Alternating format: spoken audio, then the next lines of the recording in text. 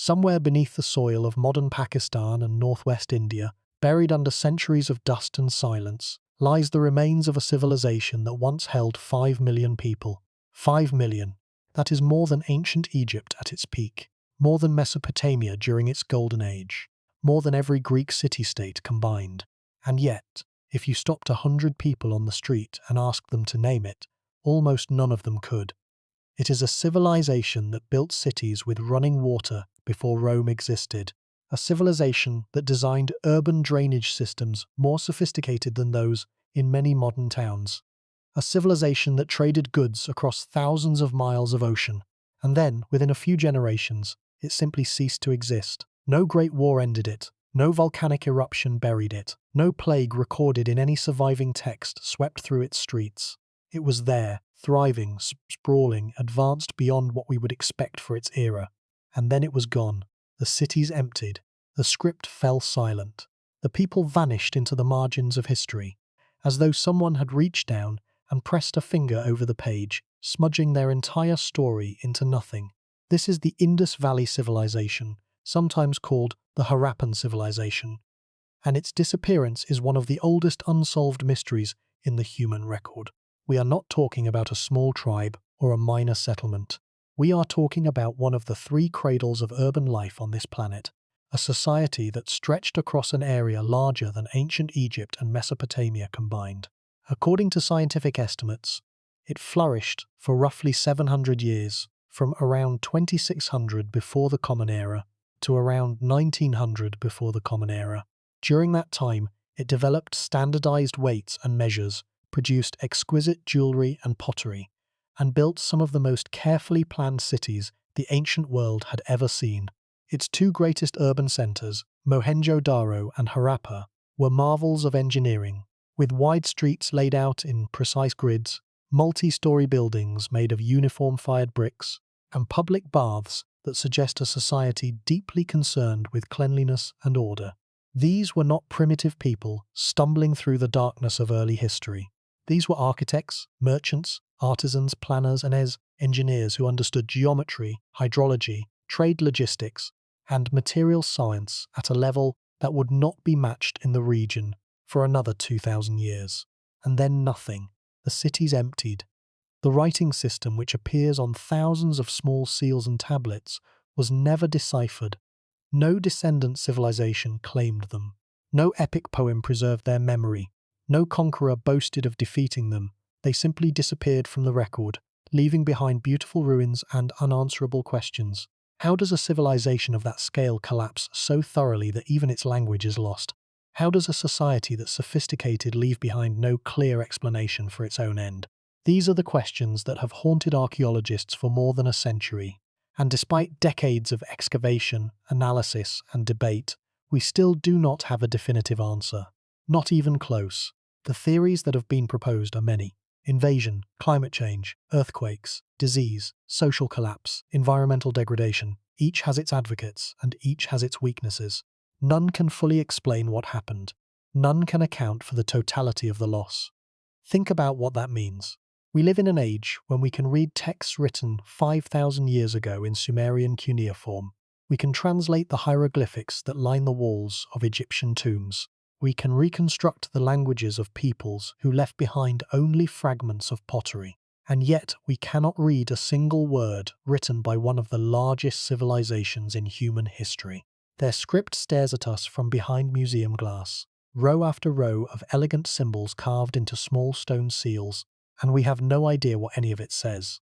It is as if someone tore every page from the longest book ever written, scattered the fragments across a continent, and left us with only the binding and the cover. We know the book existed. We can feel the weight of what was lost, but we cannot read a single line. By the end of tonight, you're going to understand what made the Indus Valley civilization one of the most advanced societies of the ancient world, why its collapse remains one of the deepest puzzles in archaeology, and what its fate reveals about the fragility of even the greatest human achievements. We are going to walk through the ruins of Mohenjo-Daro and Harappa. We are going to examine the theories that have been proposed and discarded over the last 100 years. We are going to look at what the most recent scientific evidence tells us, from satellite imaging to DNA analysis to paleoclimate reconstruction. And we are going to confront the uncomfortable truth that a civilization can reach extraordinary heights and still vanish so completely that the world forgets it ever existed. We are going to examine how this single case fits into a broader and more unsettling pattern that stretches across the entire globe and across thousands of years of human experience. A pattern of building and losing, of rising and fading, that repeats so often it begins to look less like bad luck and more like a fundamental feature of how civilizations work. Before we get started, if you find these mysteries as fascinating as we do, take a second to like the video or subscribe. It's a simple action, but it helps this channel reach more curious minds like yours. Now, let's begin. To understand why the disappearance of the Indus Valley civilization is so disturbing, we first need to understand what it was. And to do that, we need to step back and look at the broader picture of how human civilization itself took shape. For the vast majority of human existence, people lived in small groups. They moved with the seasons, following animals and gathering wild plants. Then, according to current archaeological models, something changed. In a few scattered regions of the world, people began to settle down. They started growing crops, they domesticated animals, they built permanent structures, and over time, those small settlements grew into villages, and those villages grew into towns, and those towns grew into cities. This transition, often called the Neolithic Revolution, happened at different times in different places. But the earliest known centers of this urban transformation cluster around three great river systems: the Tigris and Euphrates in Mesopotamia, the Nile in Egypt, and the Indus in what is now Pakistan and northwest India. These are the three cradles of civilization, the places where the tangled roots of organized human life first broke through the soil. And of the three, the Indus Valley civilization is by far the least understood. The reason for this is partly a matter of timing. Mesopotamia and Egypt were rediscovered centuries ago, their monuments visible above the sand, their texts gradually decoded by generations of scholars. Egyptian hieroglyphics were first cracked in 1822 when Jean-François Champollion used the Rosetta Stone to unlock their meaning. Sumerian cuneiform was being studied by European scholars as early as the 17th century. By the time the Indus Valley civilization was identified, Egyptology and Assyriology were already mature disciplines with vast libraries of translated texts and well-established chronologies. The Indus Valley, by contrast, was not even recognized as a distinct ancient culture until the 1920s. Its cities had been buried for so long, and their remains were so thoroughly covered by later settlements and agricultural land, that they were essentially invisible to the modern world. There were hints, of course. Local villagers had been finding strange bricks and carved stones for generations. In the 1850s, British engineers building a railway line through the Punjab used bricks scavenged from the ruins of Harappa as ballast for the tracks. They did not realize they were destroying artifacts that were thousands of years old. They saw only a convenient source of building material, and they carried it away by the trainload, grinding ancient history into gravel beneath iron rails. It was not until 1856 that Alexander Cunningham, the first Director General of the Archaeological Survey of India, visited Harappa and noted the presence of ancient remains. But even Cunningham did not grasp the full significance of what lay beneath the soil. He assumed the ruins were relatively recent, perhaps dating to the Buddhist period. The true age and nature of the site would not be understood for another 65 years. It was not until 1921 that an officer of the Archaeological Survey of India, named Rakaldas Bandyopadhyay, often known as R.D.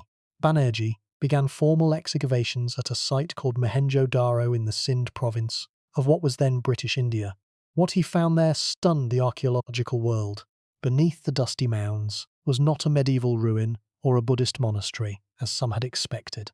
It was an entire city, laid out with a precision and sophistication that suggested a highly organized society dating back thousands of years. The pottery was unlike anything from the known historical periods. The bricks were of a type not used in later Indian architecture, and the small carved seals found in the ruins bore inscriptions in a script that no one had ever seen before. The following year, In 1922, Sir John Marshall, Director General of the Archaeological Survey of India, announced the discovery of a previously unknown civilization. He connected the finds at Mohenjo-Daro with earlier discoveries at Harappa, a site roughly 600 kilometers to the northeast, and declared that they belonged to a single vast cultural complex. The Indus Valley civilization had been found. And as excavations continued through the 1920s and 30s, the scale of the discovery only grew. More sites were found, dozens at first, then hundreds. Today, more than 1,400 Indus Valley sites have been identified, scattered across a territory that stretches from the foothills of the Himalayas to the coast of the Arabian Sea, from the border of Iran to the plains of northern India. This is an area of roughly 1.3 million square kilometers, an expanse so vast that it dwarfs the territories of its contemporary civilizations. To put that in perspective, that is larger than the territory controlled by ancient Egypt and Mesopotamia combined. It is roughly 3 times the size of modern-day Iraq. The Indus Valley civilization was not a minor player in the ancient world. It was a giant, sprawling across a landscape that included river plains, coastal lowlands, hill country, and arid desert. And yet, even now, more than a century after its rediscovery, it remains profoundly mysterious. The primary reason is the script. The Indus Valley people had a writing system. We know this because their distinctive square seals, small carved objects made of steatite and other materials, bear short inscriptions in a script that has never been deciphered. There are roughly 400 distinct signs in the Indus script, and the average inscription is only about 5 symbols long. The longest known inscription contains only 26 symbols. Hundreds of attempts have been made to crack it, by professional linguists, by amateur enthusiasts, even by computer algorithms designed to find statistical patterns in the symbol sequences. None have succeeded. The Finnish scholar Asko Papopala spent decades working on the script and published a major study in 2015, proposing that it represents an early form of Dravidian language. His work is widely respected but remains controversial, and no consensus has emerged. Without the ability to read their words, we cannot know what the Indus people called themselves, what gods they worshipped, what stories they told their children, or what they thought about the world around them. We have their buildings, we have their tools, we have their art, but we do not have their voice. This is what makes the Indus Valley civilization so different from its contemporaries. We can read the cuneiform tablets of Mesopotamia.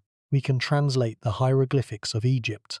Those civilizations left behind vast archives of texts, from royal decrees to personal letters, from religious hymns to accounting and records, from medical treatises to astronomical observations.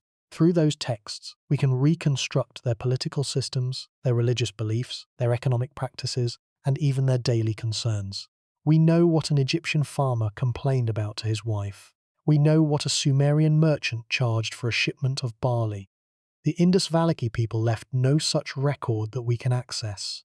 Every interpretation of their society must be drawn from the physical remains alone, from the shapes of their buildings, the contents of their graves, the designs on their pottery, and the layout of their streets.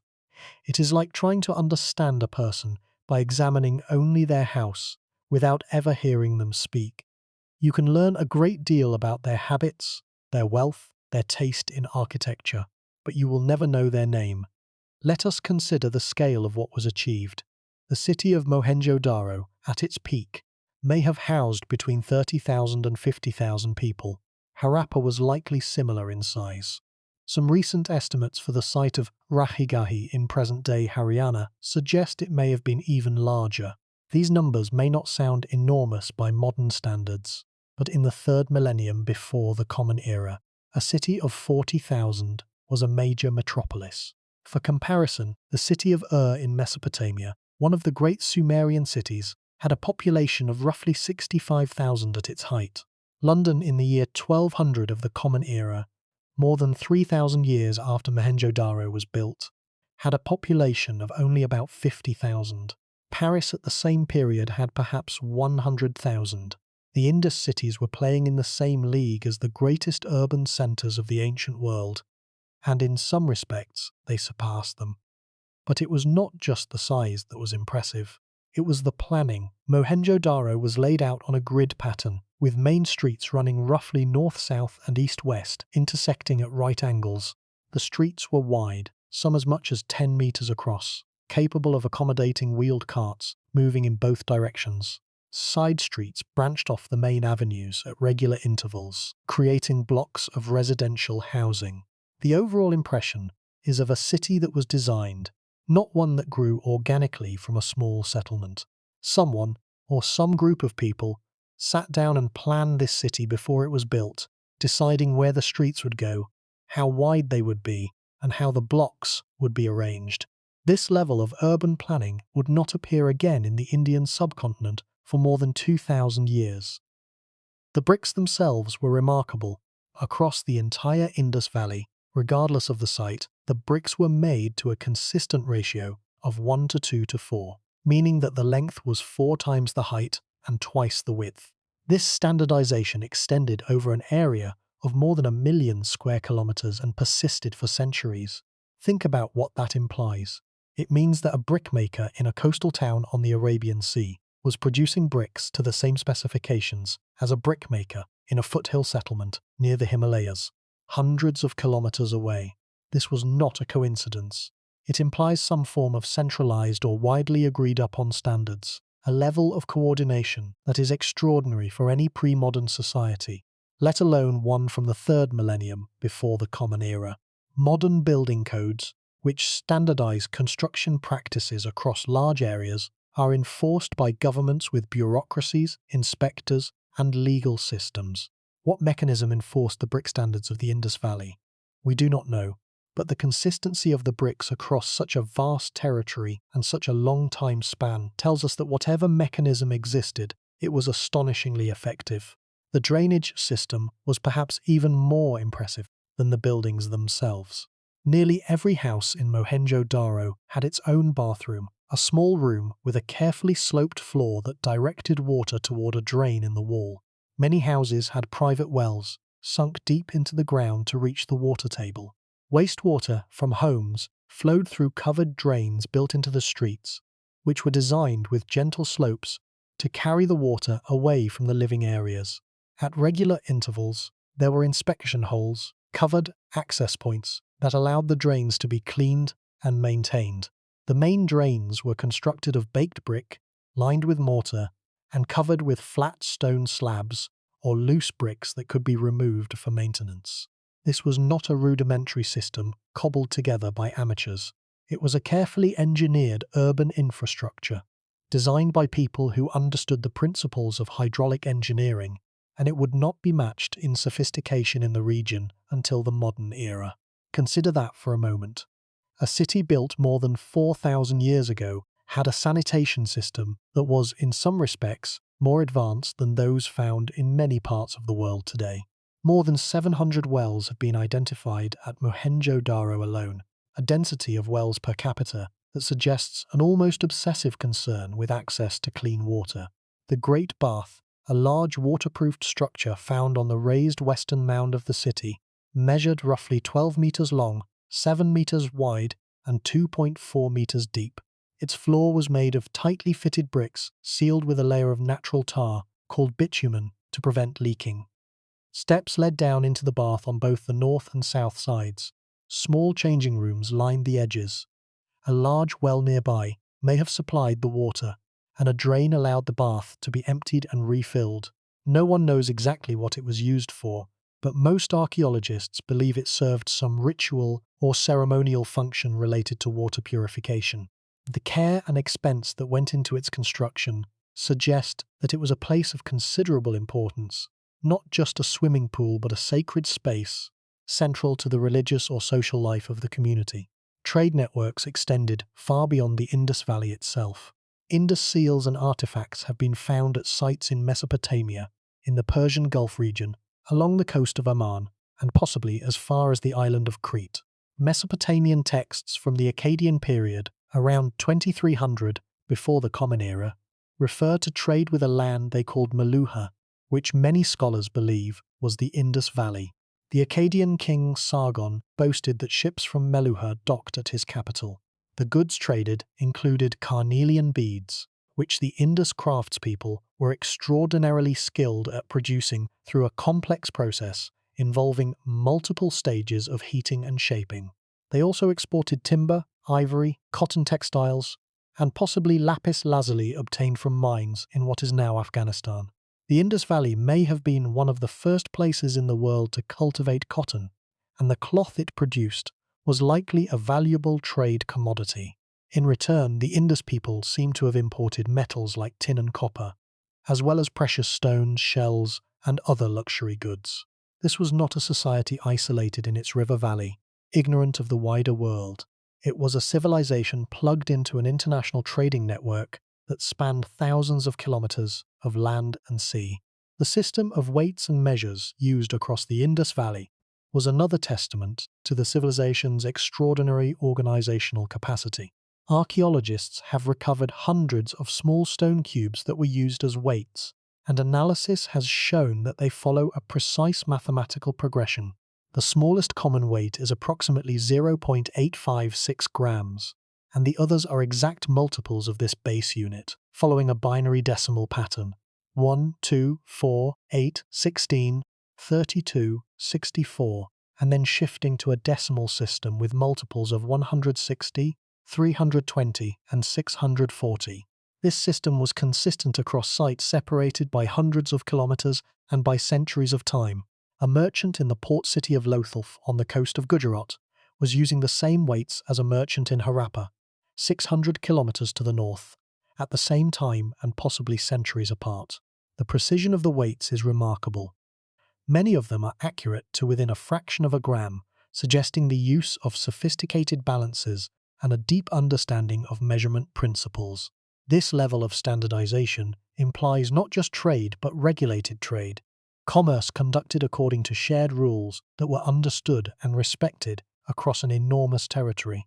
The daily life of the Indus Valley people, insofar as we can reconstruct it from the physical remains, seems to have been orderly and relatively comfortable, at least by the standards of the ancient world.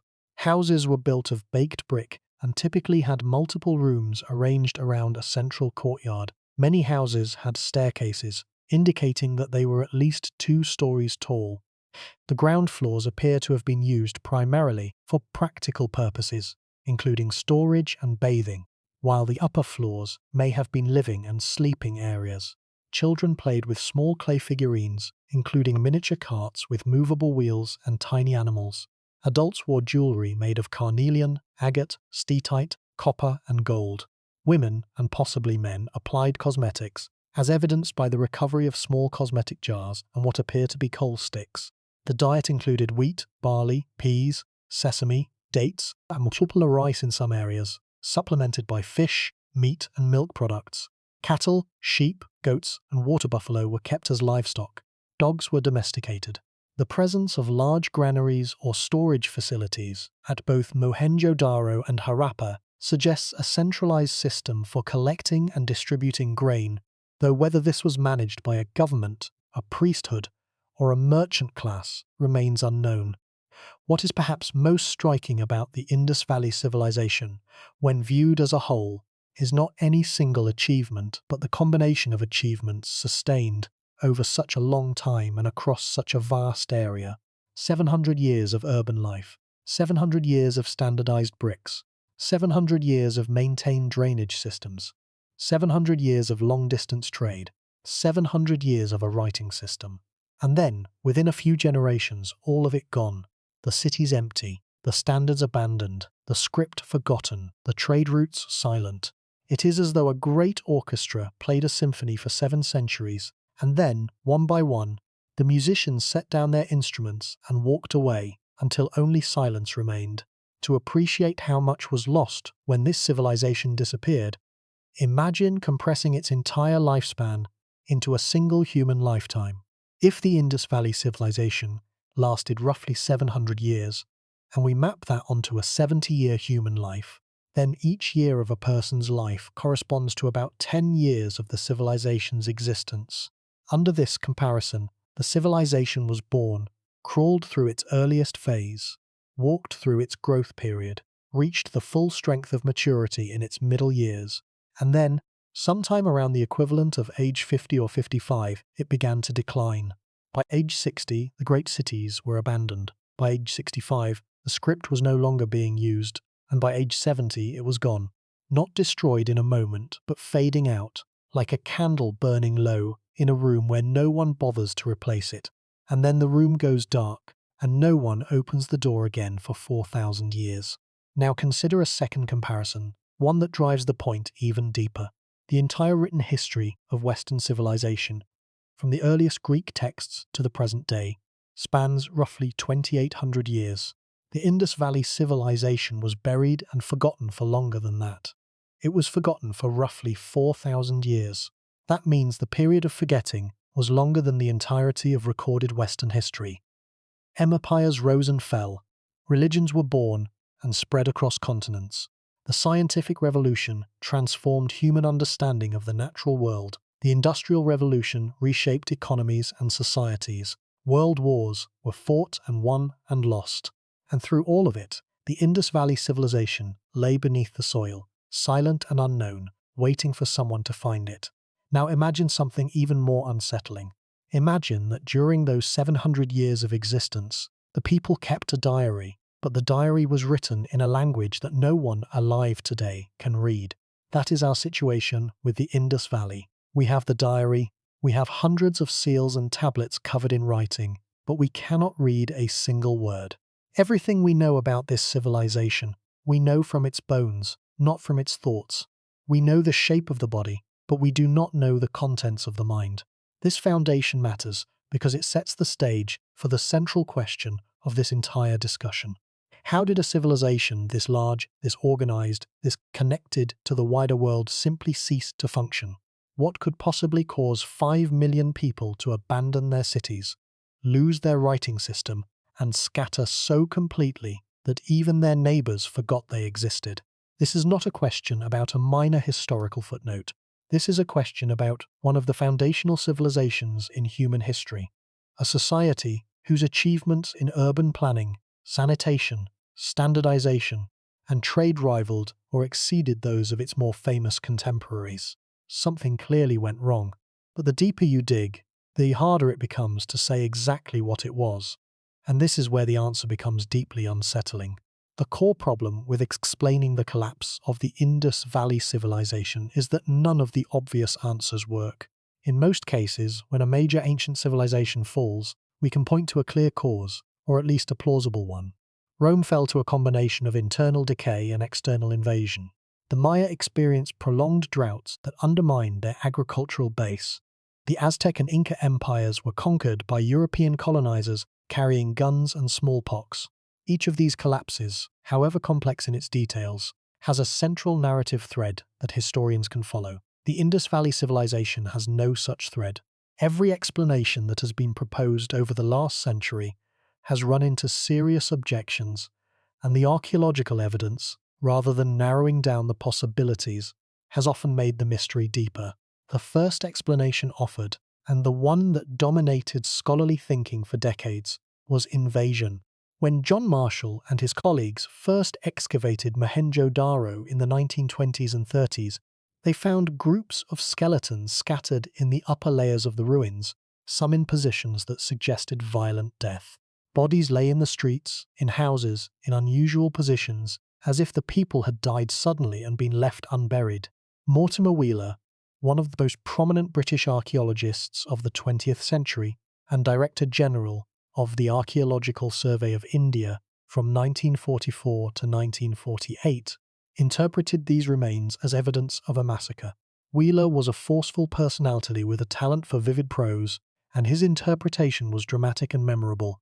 He proposed that the Indus cities had been conquered and destroyed by invading Aryan tribes sweeping down from Central Asia, the same peoples whose descendant languages would eventually give rise to Sanskrit, Greek, Latin, and the other Indo-European tongues.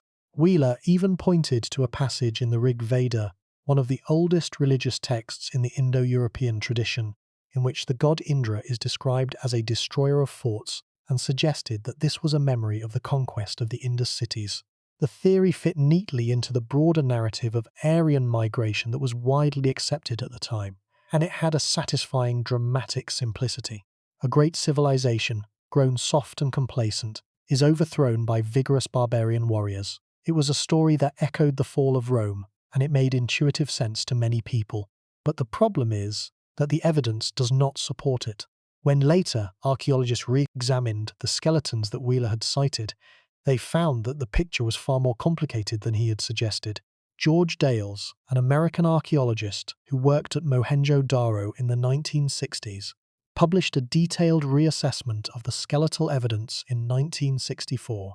He showed that the bones came from different layers of the site, meaning they were not all deposited at the same time. Some of the remains showed signs of disease, not violence. Others had been disturbed by later construction or natural processes such as flooding. The dramatic massacre that Wheeler had envisioned was at best an overinterpretation of ambiguous evidence. Dales titled his paper with a phrase that has become famous in Indus Valley studies: the mythical massacre at Mohenjo-Daro. More importantly, there is no archaeological evidence of a military invasion anywhere in the Indus Valley. No destroyed fortifications, no mass graves of warriors, no weapons caches, no layer of ash or burning that would indicate a sacked city. If an army had swept through the Indus Valley and destroyed its civilization, they left almost no trace of the destruction. Compare this to other known conquests in the ancient world. When the Assyrians conquered a city, they left behind charred walls, smashed pottery, and sometimes inscriptions boasting of their victory. When the Romans sacked Carthage, they burned it to the ground and reportedly sowed the fields with salt. Conquests leave marks. The Indus Valley bears none of the marks of conquest. Furthermore, the Aryan migration theory itself has undergone significant revision since Wheeler's time. While most scholars now accept that there was some form of migration or movement of Indo-European-speaking peoples into the Indian subcontinent during the second millennium before the Common Era, the timing and nature of this movement are still debated. Recent genetic studies, including a landmark paper published in the journal Science in 2019 by a team led by geneticist Vagesh Narasimhan, analyzed DNA from hundreds of ancient individuals across Central and South Asia. The study found evidence of steppe-related ancestry appearing in South Asian populations, but the timing suggests this movement occurred gradually, over many generations, and it likely postdated the decline of the major Indus cities rather than causing it. The picture that emerges is not of a sudden invasion, but of a slow, complex process of migration and cultural interaction that unfolded over centuries. This process may have contributed to the transformation of the post-Indus landscape, but it cannot explain the initial decline of the civilization itself. So if invasion did not destroy the Indus Valley civilization, what did? The second major hypothesis centers on environmental change, specifically on shifts in the river systems that sustained the civilization. The Indus Valley civilization, as its name implies, was fundamentally dependent on rivers. Its cities and towns were clustered along the Indus River and its tributaries, as well as along the banks of another major river system that is now largely dry. This lost river, often identified with the Ghaggar-Hakra Channel in modern India and Pakistan, may have been a significant waterway during the period of the civilization's flourishing.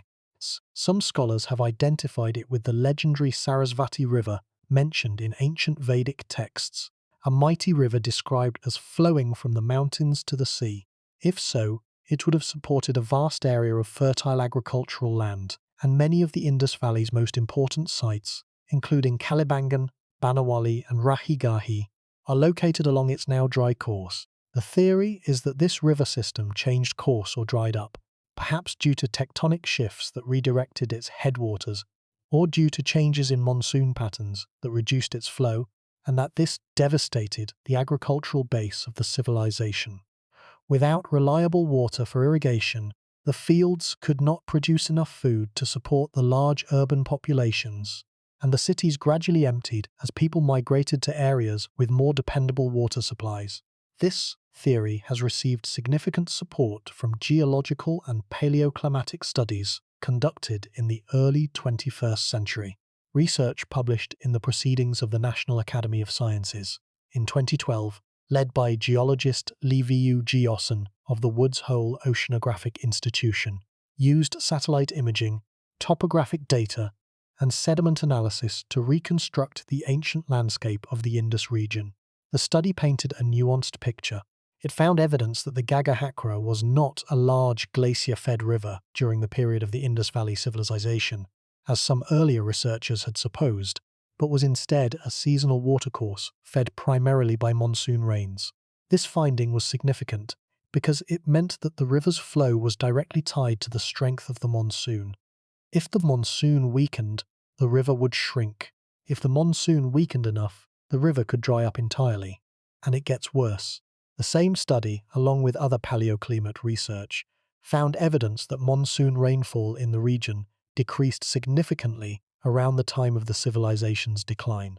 A study of marine sediment cores from the Arabian Sea, published in the journal Geology in 2013, found a marked shift toward drier conditions beginning around approximately 2100 before the Common Era. Other researchers have analyzed stalagmite records from caves in the region, which preserve chemical signatures of past rainfall patterns, and have found similar evidence of a sustained dry period. Wet, fertile conditions that had allowed the civilization to flourish were giving way to a drier climate that could no longer support intensive agriculture on the same scale. Other studies have found evidence that the Indus River itself may have shifted its course during this period. Rivers in flat alluvial plains are inherently unstable systems. They flood, they meander, they cut new channels, and they abandon old ones. This process, called avulsion, can happen gradually or suddenly, and its effects can be dramatic. A major shift in the Indus River's course could have had catastrophic effects on the cities and agricultural lands that depended on it. Mohenjo-Daro shows evidence of repeated flooding, with layers of silt deposited over earlier construction, suggesting that the river periodically inundated the city. The archaeologist Michael Jansen, who led excavations at Mohenjo-Daro in the 1980s, documented multiple rebuilding phases in which structures were raised to avoid the rising flood levels. If the river eventually shifted away from the city entirely, the effect would have been equally devastating, cutting off the water supply and leaving the city stranded in an increasingly arid landscape. Other studies have found evidence that the Indus River itself may have shifted its course during this period. Rivers in flat alluvial plains are inherently unstable systems. They flood, they meander, they cut new channels, and they abandon old ones. This process, called avulsion, can happen gradually or suddenly, and its effects can be dramatic. A major shift in the Indus River's course could have had catastrophic effects on the cities and agricultural lands that depended on it. Mohenjo-Daro shows evidence of repeated flooding, with layers of silt deposited over earlier construction, suggesting that the river periodically inundated the city. The archaeologist Michael Jansen, who led excavations at Mohenjo-Daro in the 1980s, documented multiple rebuilding phases in which structures were raised to avoid the rising flood levels.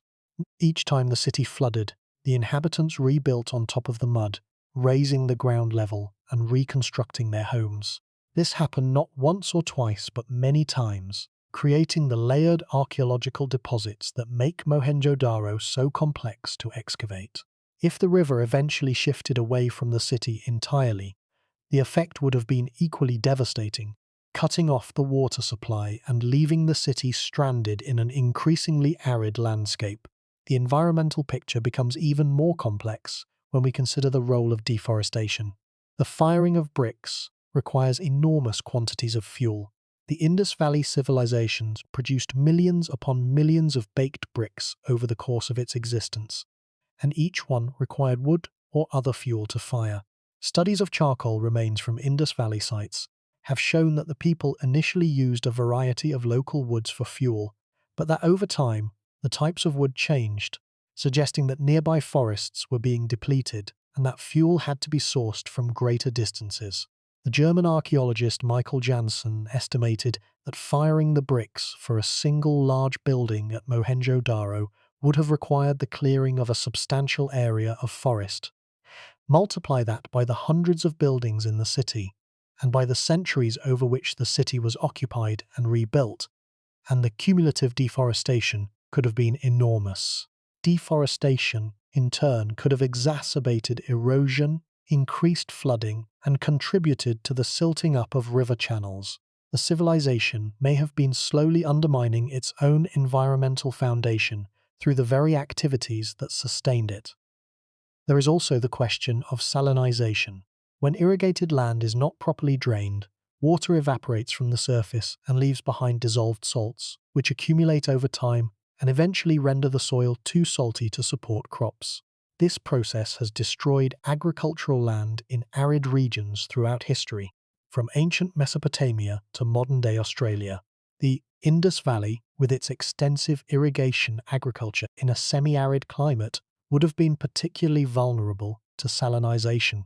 If the drainage systems that removed excess water from the fields failed or were not maintained, the buildup of salts could have gradually reduced agricultural yields, even in areas where water was still available. Some researchers have suggested that salinization may have been a contributing factor in the decline of the civilization, working alongside climate change and river shifts to undermine the food production system that supported the cities. But here's the problem with the environmental explanation. It is almost certainly part of the answer, but it cannot be the whole answer. Climate change and river shifts are gradual processes. They do not happen overnight. The declining monsoon and the drying of the Gaga Hakra would have unfolded over centuries, not years. A civilization as sophisticated and widespread as the Indus Valley should have been able to adapt. Other civilizations have survived environmental changes of comparable magnitude. The ancient Egyptians dealt with fluctuations in the Nile flood for millennia. The Mesopotamians adapted to shifting river channels by building new canals and irrigation systems. Why could the Indus Valley people not do the same? They clearly had the engineering knowledge. They built the most sophisticated water management systems of their era. Why could they not redirect that expertise to cope with a changing environment? And if the decline was gradual, as the environmental evidence suggests, then why was it so complete? Why did the people not simply relocate their cities, adjust their farming practices, and carry on? Why did the writing system disappear? Why did the standardized weights and measures fall out of use? Why did the entire cultural complex unravel? A drought can empty a city, but a drought does not erase a writing system. A shifting river can make one location uninhabitable, but it does not make an entire civilization forget how to make bricks to a standard size. Something else was happening, something that goes beyond climate and hydrology, something that struck at the social and cultural foundations of the civilization itself. This is the question that has frustrated archaeologists for decades. The Indus Valley civilization did not experience a sudden catastrophic collapse. The evidence points to a gradual decline, a slow fragmentation that played out over several centuries between roughly 1900 and 1300 before the Common Era. The large cities like Mohenjo-Daro and Harappa were progressively abandoned, but smaller settlements continued for some time in outlying areas. The quality of craftsmanship declined noticeably. The standardized brick sizes that had been maintained for centuries began to vary from site to site. The elaborate drainage systems fell into disrepair and were not rebuilt. The seals, those distinctive carved objects that bear the Indus script, became less common and eventually disappeared entirely from the archaeological record. It was not a sudden death. It was a slow fading, a loss of coherence, a civilization that gradually forgot how to be itself. And here is perhaps the most disturbing aspect of the entire mystery. We do not know what kind of political system held the Indus Valley civilization together. In Egypt, we have the pharaohs, their names inscribed on monuments, their bodies preserved in tombs, their deeds recorded by scribes. In Mesopotamia, we have kings and city-states, their histories written on clay tablets, their wars and treaties documented in diplomatic archives. In the Indus Valley, we have nothing that we can clearly identify as a palace, a royal tomb, or a seat of government.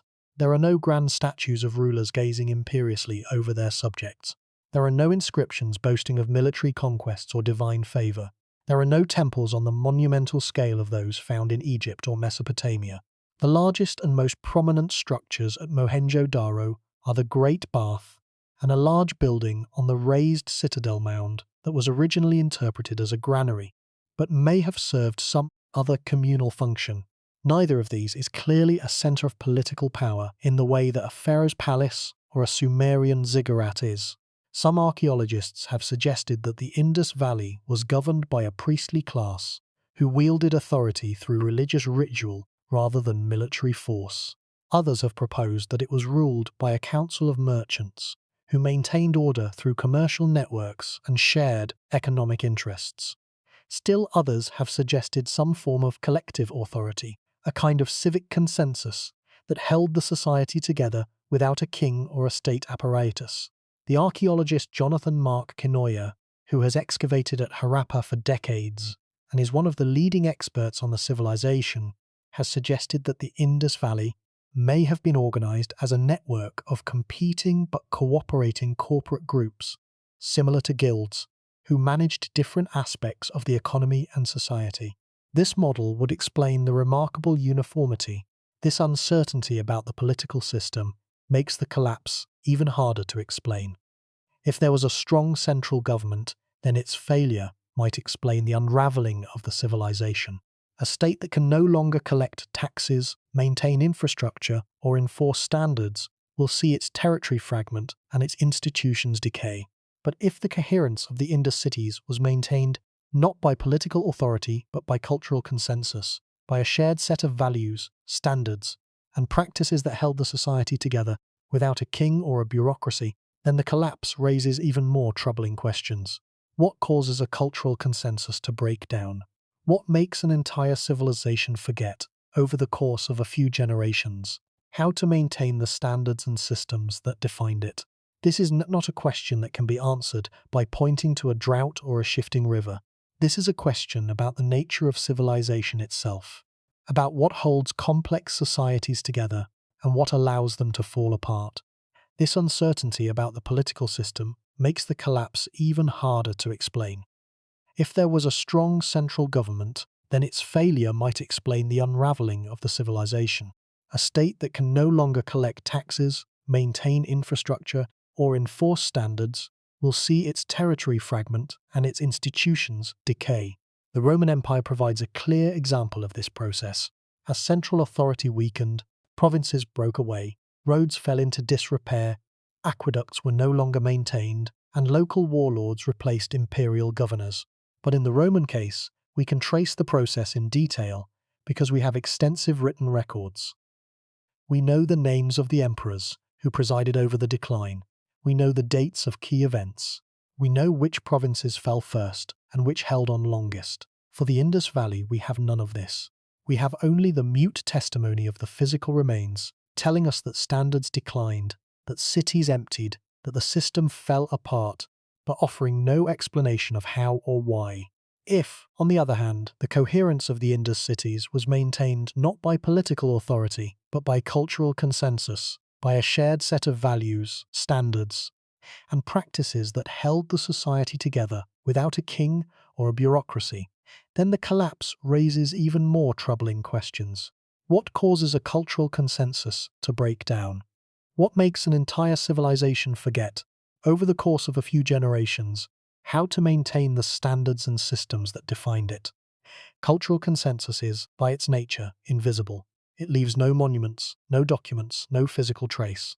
It exists only in the minds and habits of the people who share it, in their assumptions about how things should be done, in their sense of what is normal and what is unacceptable. When those assumptions change, when the sense of the normal shifts, the consensus dissolves, and with it dissolves the coherence of the society that depended on it. This is not a question that can be answered by pointing to a drought or a shifting river. This is a question about the nature of civilization itself, about what holds complex societies together and what allows them to fall apart, about the invisible glue of shared expectation and common purpose, without which even the most impressive physical infrastructure is just a collection of buildings waiting to be abandoned. There is another dimension to the mystery that deserves attention: the absence of monuments to individual power. Every other major early civilization, that we know of left behind clear evidence of social inequality expressed through architecture. The pharaohs built pyramids. The Mesopotamian kings built palaces and ziggurats. The Shang dynasty rulers of China were buried with chariots and sacrificial victims. But the Indus Valley civilization left behind nothing that can clearly be identified as a monument to an individual ruler's power or prestige. The largest structures, the Great Bath and the so-called granary at Mohenjo-daro, appear to be communal or public buildings rather than royal residences. The burials that have been excavated are relatively modest, with grave goods that suggest some social differentiation, but nothing approaching the spectacular wealth of an Egyptian pharaoh's tomb or a Sumerian royal burial.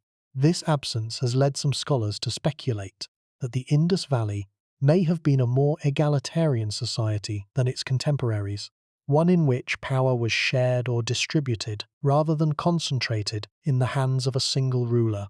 If so, it would be one of the earliest and largest examples of a complex society operating without a strong hierarchical power structure, a remarkable achievement in its own right. But it also raises the question of whether such a society might have been more vulnerable to collapse, lacking a centralized authority that could mobilize resources, enforce standards, and coordinate a response to crisis. Recent archaeological work has added new dimensions to the puzzle without resolving it. Excavations at Rahigahi, a massive Indus Valley site in the Indian state of Haryana, have revealed that the settlement may have been even larger than Mohenjo-daro, potentially the largest city of the entire civilization. DNA analysis of skeletal remains from Rahigahi, published in the journal Cell in 2019 by a team including Vasant Shind and David Reich, showed that the individual studied had no ancestry from the steppe pastoralists associated with the later Aryan migration, confirming that the Indus Valley people were genetically distinct from the populations that came after them. This finding further undermines the invasion theory, but it also deepens the mystery. If the Indus Valley people were not replaced by invaders, then where did they go? Genetic studies suggest that their descendants are still present in the modern population of South Asia, mixed in with later arrivals over millennia of migration and intermarriage. They did not vanish from the face of the earth. They vanished from history, which may be worse. Their bodies survived. Their civilization did not. The archaeologist Gregory Possehl, who spent his career studying the Indus Valley and wrote extensively about it before his death in 2011, described the civilization as the most enigmatic of the ancient world. He noted that we lack many of the tools that historians normally rely on to understand ancient societies, not just written records but clear evidence of political hierarchy, military organization, or religious institutions. Without these, we are left with a civilization that was clearly real, clearly significant, and clearly sophisticated, but whose inner workings remain almost entirely opaque. We can see what they built. We cannot see why they built it. We can see that they declined. We cannot see why they could not stop it. But here's what makes this truly terrifying. The Indus Valley civilization is not unique in its manner of disappearance. It is merely the largest and most dramatic example of a pattern that repeats itself across the ancient world, across multiple continents and multiple millennia. Civilizations rise, flourish, and then vanish, sometimes leaving behind monuments and memories, and sometimes leaving behind almost nothing at all. The Indus Valley is the most extreme case, the most complete erasure, but it is far from the only one. And the more we look at the record of lost civilizations, the more it begins to look less like a series of isolated accidents and more like a recurring feature of human history, a pattern that we have never fully understood and may never fully escape. The Indus Valley civilization sits at the center of a much larger web of vanished worlds, and to understand why its disappearance is so difficult to explain, it helps to examine how other lost civilizations have been studied, what theories have been proposed for their ends, and why so many of those theories fall short. Each lost civilization carries its own set of clues and its own set of silences, and by placing the Indus Valley alongside them, we can begin to see the outlines of a much deeper and more uncomfortable truth about the fragility of human achievement. The first angle of approach comes from one of the oldest and most puzzling archaeological sites on the planet, a place that challenges nearly everything we thought we knew about the early history of organized human life. Göbekli Tepe, located in southeastern Turkey near the modern city of Şanlıurfa, was first surveyed in 1963 by a joint team from the University of Istanbul and the University of Chicago. At the time, it was dismissed as a medieval cemetery, a mound of rubble with a few interesting but seemingly minor stone fragments. It was not until 1994, when a German archaeologist named Klaus Schmidt revisited the site, that its true significance began to emerge. Schmidt recognized that the stone fragments poking from the hillside were the tops of massive carved pillars, and he began excavations that would continue for the rest of his life. What Schmidt found, and what subsequent excavations have confirmed, is a monumental complex of massive stone pillars arranged in circles, carved with elaborate animal reliefs depicting snakes, foxes, boars, cranes, and other creatures, and dating to approximately 10,000 before the Common Era, according to radiocarbon estimates. That makes Göbekli Tepe roughly 12,000 years old, thousands of years older than Stonehenge, thousands of years older than the Egyptian pyramids, and thousands of years older than any known city or permanent settlement. It was built during a period when, according to prevailing models, humans were still living as hunter-gatherers, before the invention of agriculture, before the domestication of animals, and before the development of pottery or metalworking. The massive T-shaped pillars, some of which weigh more than 10 tons and stand as tall as 5.5 meters, were quarried from limestone bedrock, carved with stone tools, transported to the hilltop, and erected in precisely arranged circles. This required a level of organization, coordination, and sustained effort that was previously thought to be impossible for pre-agricultural societies. Hundreds of workers would have been needed, working over extended periods, and they would have needed to be fed and housed during the construction process. Where did the food come from? Who organized the labor? Who designed the structures and directed the work? These are questions that go to the heart of how we understand the origins of social complexity. Something is wrong with our assumptions. Göbekli Tepe suggests that organized, large-scale, collaborative construction projects were possible much earlier than previously believed. It suggests that social complexity may not require agriculture as a prerequisite, that perhaps it was the other way around, that the desire to build monumental structures drove the development of agriculture as a way to feed the workers. And it poses a haunting question that connects directly to the mystery of the Indus Valley.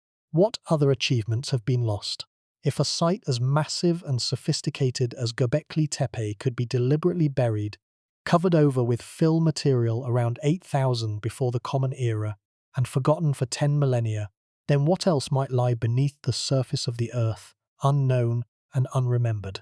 The deliberate burial of Göbekli Tepe is itself a mystery. Someone at some point made the decision to fill in the entire complex with earth and rubble, sealing it away. The fill material was not natural sediment deposited by erosion or flooding. It was intentionally placed, layer by layer, over a period of time. We do not know why. We do not know what prompted it. We do not know whether it was an act of reverence, an act of destruction, or something else entirely. We only know that one of the most remarkable construction projects in the ancient world was systematically hidden, and that if Klaus Schmidt had not recognized the significance of those carved stones protruding from a hillside in rural Turkey, it might still be hidden today. Schmidt himself died in 2014, having spent 20 years excavating a site that may take another century to fully uncover. Only about 5% of the complex has been excavated so far. The parallel to the Indus Valley is not exact, but it is instructive. Both cases involve sophisticated achievements that were lost to human memory for thousands of years. Both cases involve societies whose inner workings remain largely opaque. Both cases required a chance discovery to bring them back into human awareness. And both cases force us to confront the uncomfortable possibility that our understanding of human history is built on an incomplete record, that the story we tell ourselves about the past is missing entire chapters that may never be recovered. The second angle of approach takes us to the Americas, to a civilization that flourished along the banks of the Mississippi River and its tributaries. And that was, at its peak, one of the largest urban centers north of Mexico. Cahokia, located near modern-day St. Louis, Missouri, in the broad floodplain where the Mississippi, Missouri, and Illinois rivers converge, was a city of mounds. Its central feature, Monk's Mound, is the largest earthen structure in the Americas, standing roughly 30 meters tall and covering an area of nearly 6 hectares at its base. It is larger at its base than the Great Pyramid of Giza. According to archaeological estimates, Cahokia reached its peak population between approximately 1050 and 1200 of the Common Era, when it may have housed as many as 20,000 people, with another 20 to 30,000 in surrounding settlements. That would have made it comparable in size to London at the same period, and larger than most European cities of the time. The city featured a grand central plaza covering roughly 19 hectares, a sophisticated system of wooden postmarkers known as woodhenge that functioned as an astronomical calendar for tracking solstices and equinoxes, and more than 120 earthen mounds of various sizes, some used as platforms for important buildings, others as burial sites, and still others for purposes we do not understand. The people of Cahokia engaged in long-distance trade, acquiring copper from the Great Lakes region more than 1,000 kilometers to the north, marine shells from the Gulf of Mexico, roughly 1,500 kilometers to the south, and chert for tool-making from distant quarries. They produced distinctive pottery, participated in elaborate ceremonial activities, including a game played with stone discs and spears, and organized their society around a complex hierarchy. The site known as Mound 72, excavated in the 1960s and 70s, contained the remains of more than 270 individuals, many of them apparently sacrificial victims buried alongside a high-status individual who had been laid on a bed of 20,000 shell beads, arranged in the shape of a falcon. The sheer scale of the burial speaks to a society with significant social stratification and the power to command the lives and labor of its people. And then, around 1300 of the Common Era, Cahokia was abandoned. Within a few generations, the population had dispersed, and the city that had once been the largest in North America, north of the Rio Grande, was empty. The palisade walls rotted and fell. The wooden buildings collapsed. Grass and trees grew over the mounds. When European explorers arrived in the region in the 16th and 17th centuries, the mounds were still there, silent and overgrown, but no one could say who had built them.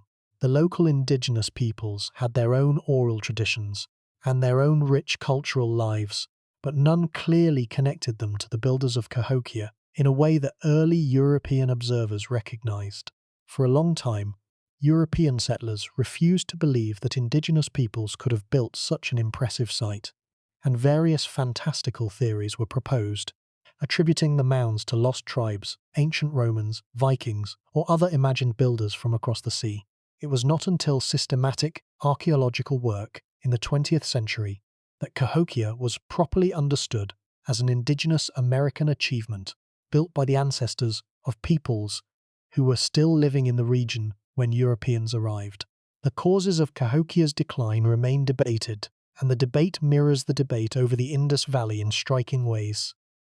Environmental degradation is one leading hypothesis. The rapid growth of the city may have stripped the surrounding landscape of trees for construction and fuel, leading to erosion, sedimentation of waterways, and increased flooding. Studies of sediment cores from nearby Horseshoe Lake have found evidence of increased flooding in the Cahokia area during the period of decline. Political instability is another possibility. There is evidence of increased violence in the later phases of the city, including the construction of a large wooden palisade around the central area around 1200 of the Common Era, suggesting a growing concern with defense.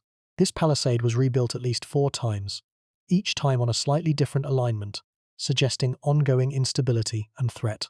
Social tensions, perhaps related to growing inequality, forced labor, or the demands placed on commoners by the elite for construction projects and ritual activities, may have driven people away. Climate change may have played a role as well. The period of Cahokia's decline coincides with the onset of the transition from the medieval climate anomaly to the Little Ice Age, which brought cooler temperatures and less predictable rainfall to the region, potentially disrupting the agricultural production that sustained the city's large population. The math is striking when you compare Cahokia to the Indus Valley. Both were major urban centers that reached impressive levels of sophistication. Both declined gradually, rather than falling to a single catastrophic event. Both left behind physical remains that subsequent peoples could not fully explain, and both illustrate the same unsettling truth. A city, once abandoned, can be forgotten within a few centuries, no matter how large or impressive it was. If Cahokia, with its 30-meter mound and its tens of thousands of residents, could be forgotten in the span of 300 or 400 years, then the idea that the Indus Valley civilization could be forgotten over the span of 4,000 years becomes not just plausible but almost inevitable.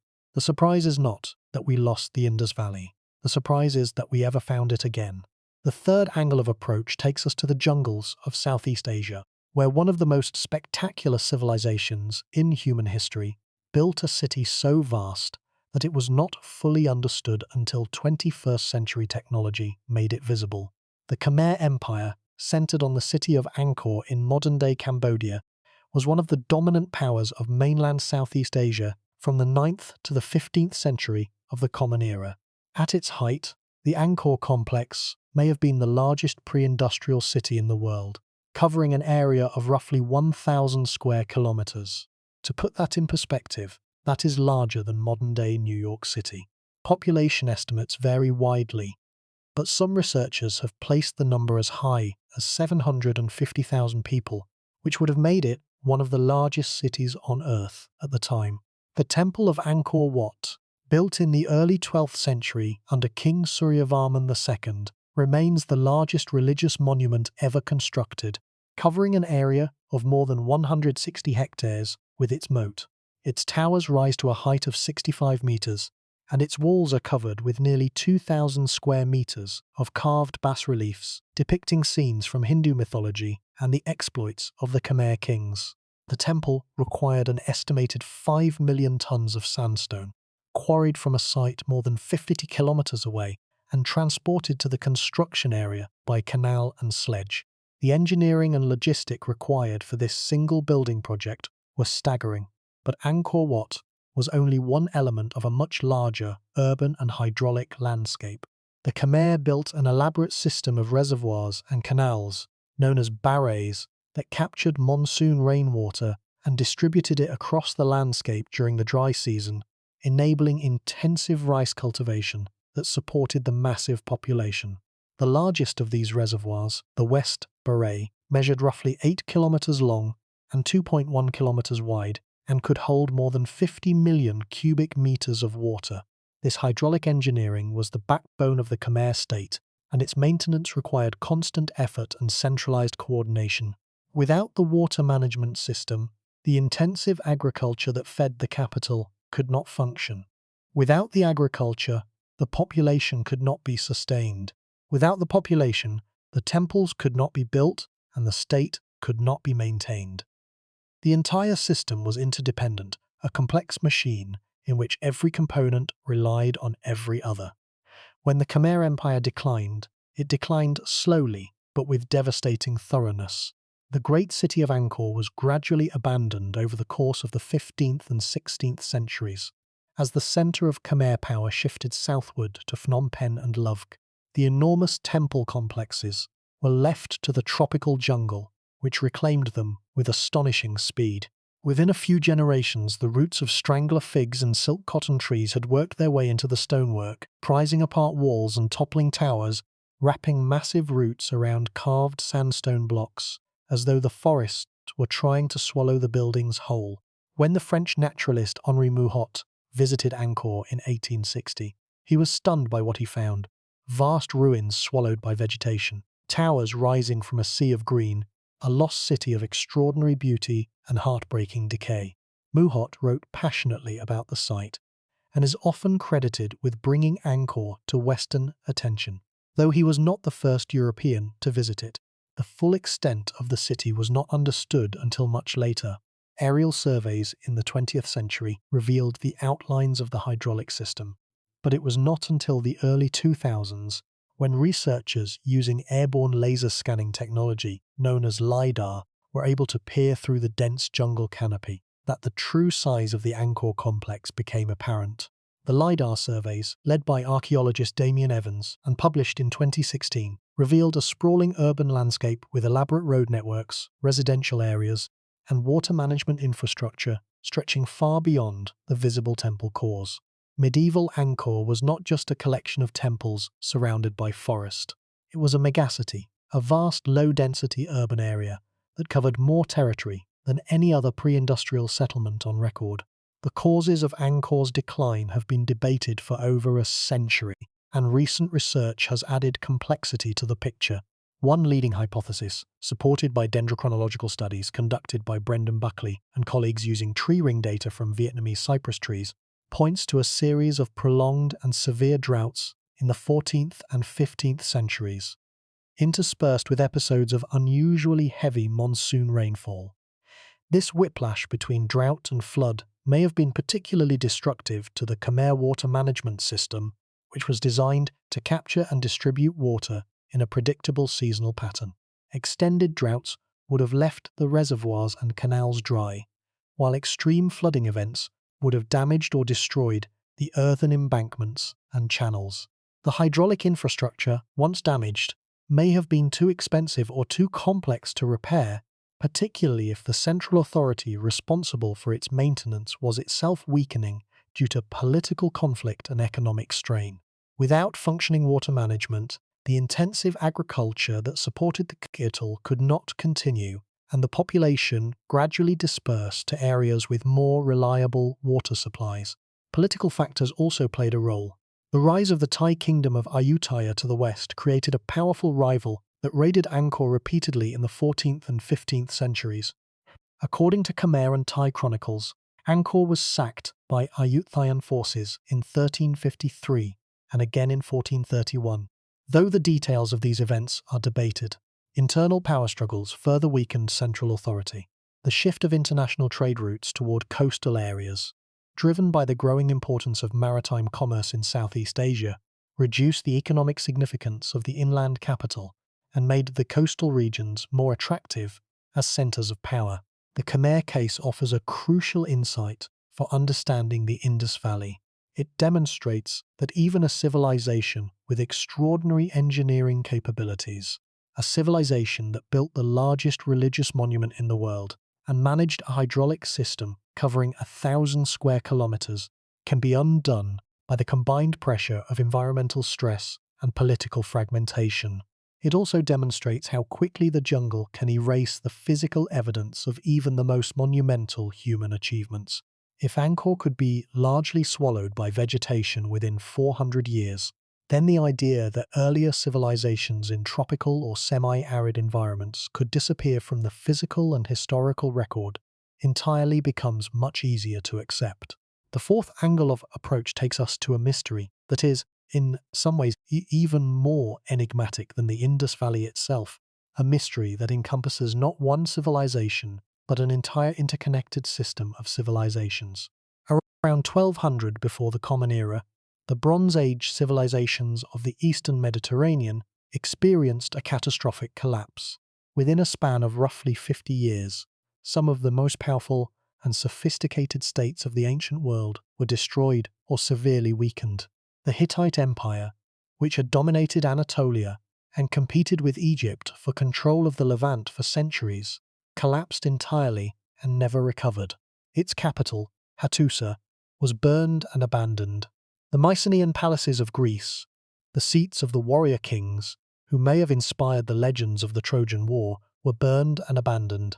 The great trading city of Ugarit, on the coast of modern-day Syria, a city that had been a hub of international commerce and a center of learning with its own alphabet, was destroyed and never rebuilt. One of the last letters found at Ugarit, a clay tablet baked hard by the fire that destroyed the city, is a desperate plea for military assistance, describing enemy ships spotted off the coast. The letter was never sent. Egypt survived but was severely weakened, losing its empire in the Levant and entering a period of decline from which it never fully recovered to its former glory. Across the entire eastern Mediterranean, from Greece to Egypt to the Levant to Anatolia, the palace-based economies that had defined the Late Bronze Age crumbled within the space of a single lifetime. The agent of destruction in many of these cases was a group, or groups, referred to in Egyptian records as the Sea Peoples. Egyptian temple inscriptions from the reign of Pharaoh Ramesses III, around 1178 before the Common Era, at the Temple of Medinet Habu, describe battles against invaders who came by land and sea, attacking Egypt in waves. The inscriptions name several groups, including the Peleset, the Jekka, the Shekelesh, the Denyen, and others, but the precise identity and origins of these groups remain debated. Were they displaced refugees from the collapsing civilizations, driven to migrate and raid by famine and instability at home? Were they organized invaders with a coordinated military strategy? Were they a diverse coalition of different peoples, loosely united by opportunism rather than shared identity? Were they pirates, mercenaries, or settlers? We do not know. After more than a century of scholarship, the Sea Peoples remain one of the great enigmas of ancient history. The historian Eric Klein, in his book published in 2014, argued that the Bronze Age collapse was not caused by a single factor, but by a cascade of interconnected failures, what he called a systems collapse. Earthquakes devastated several key sites, including the city of Mycenae. Drought reduced agricultural output across the region. Famine followed. Disease may have spread through weakened populations.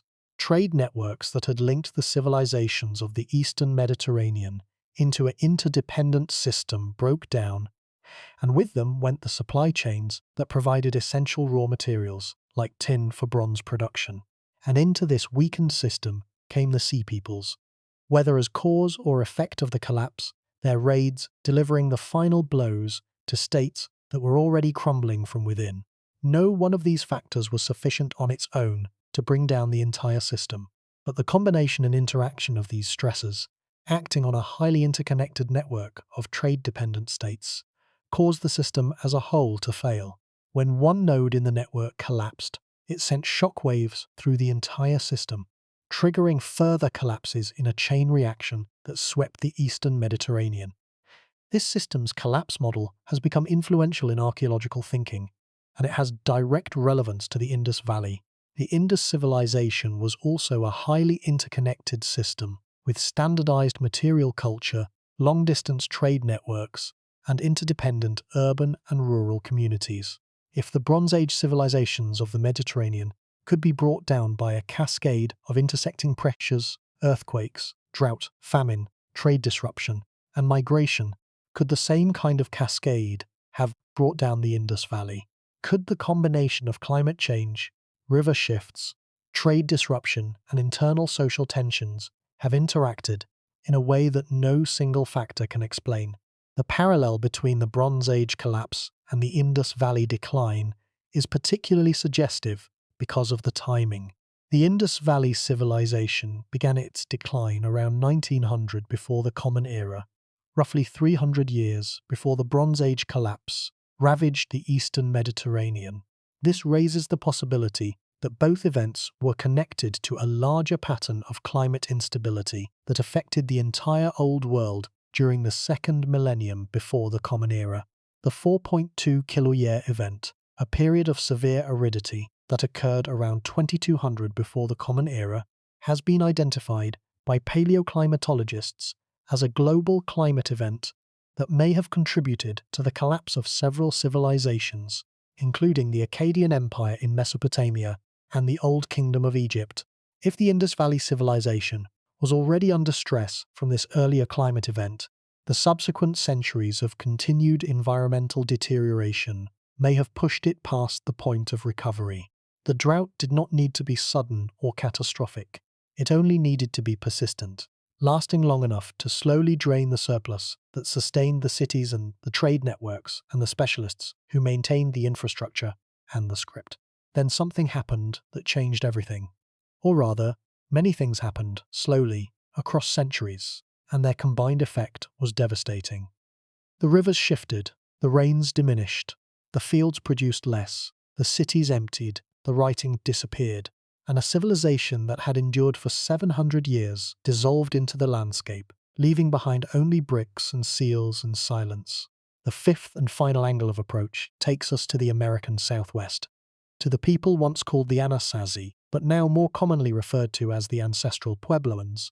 Out of respect for their living descendants, the Ancestral Puebloans were the builders of the remarkable cliff dwellings at Mesa Verde and the massive great houses at Chaco Canyon, and their story offers perhaps the most instructive parallel to the Indus Valley of any case we have examined. The Ancestral Puebloans flourished in the Four Corners region of the modern United States, where Utah, Colorado, Arizona, and New Mexico meet, from roughly the 1st century to the late 13th century of the Common Era.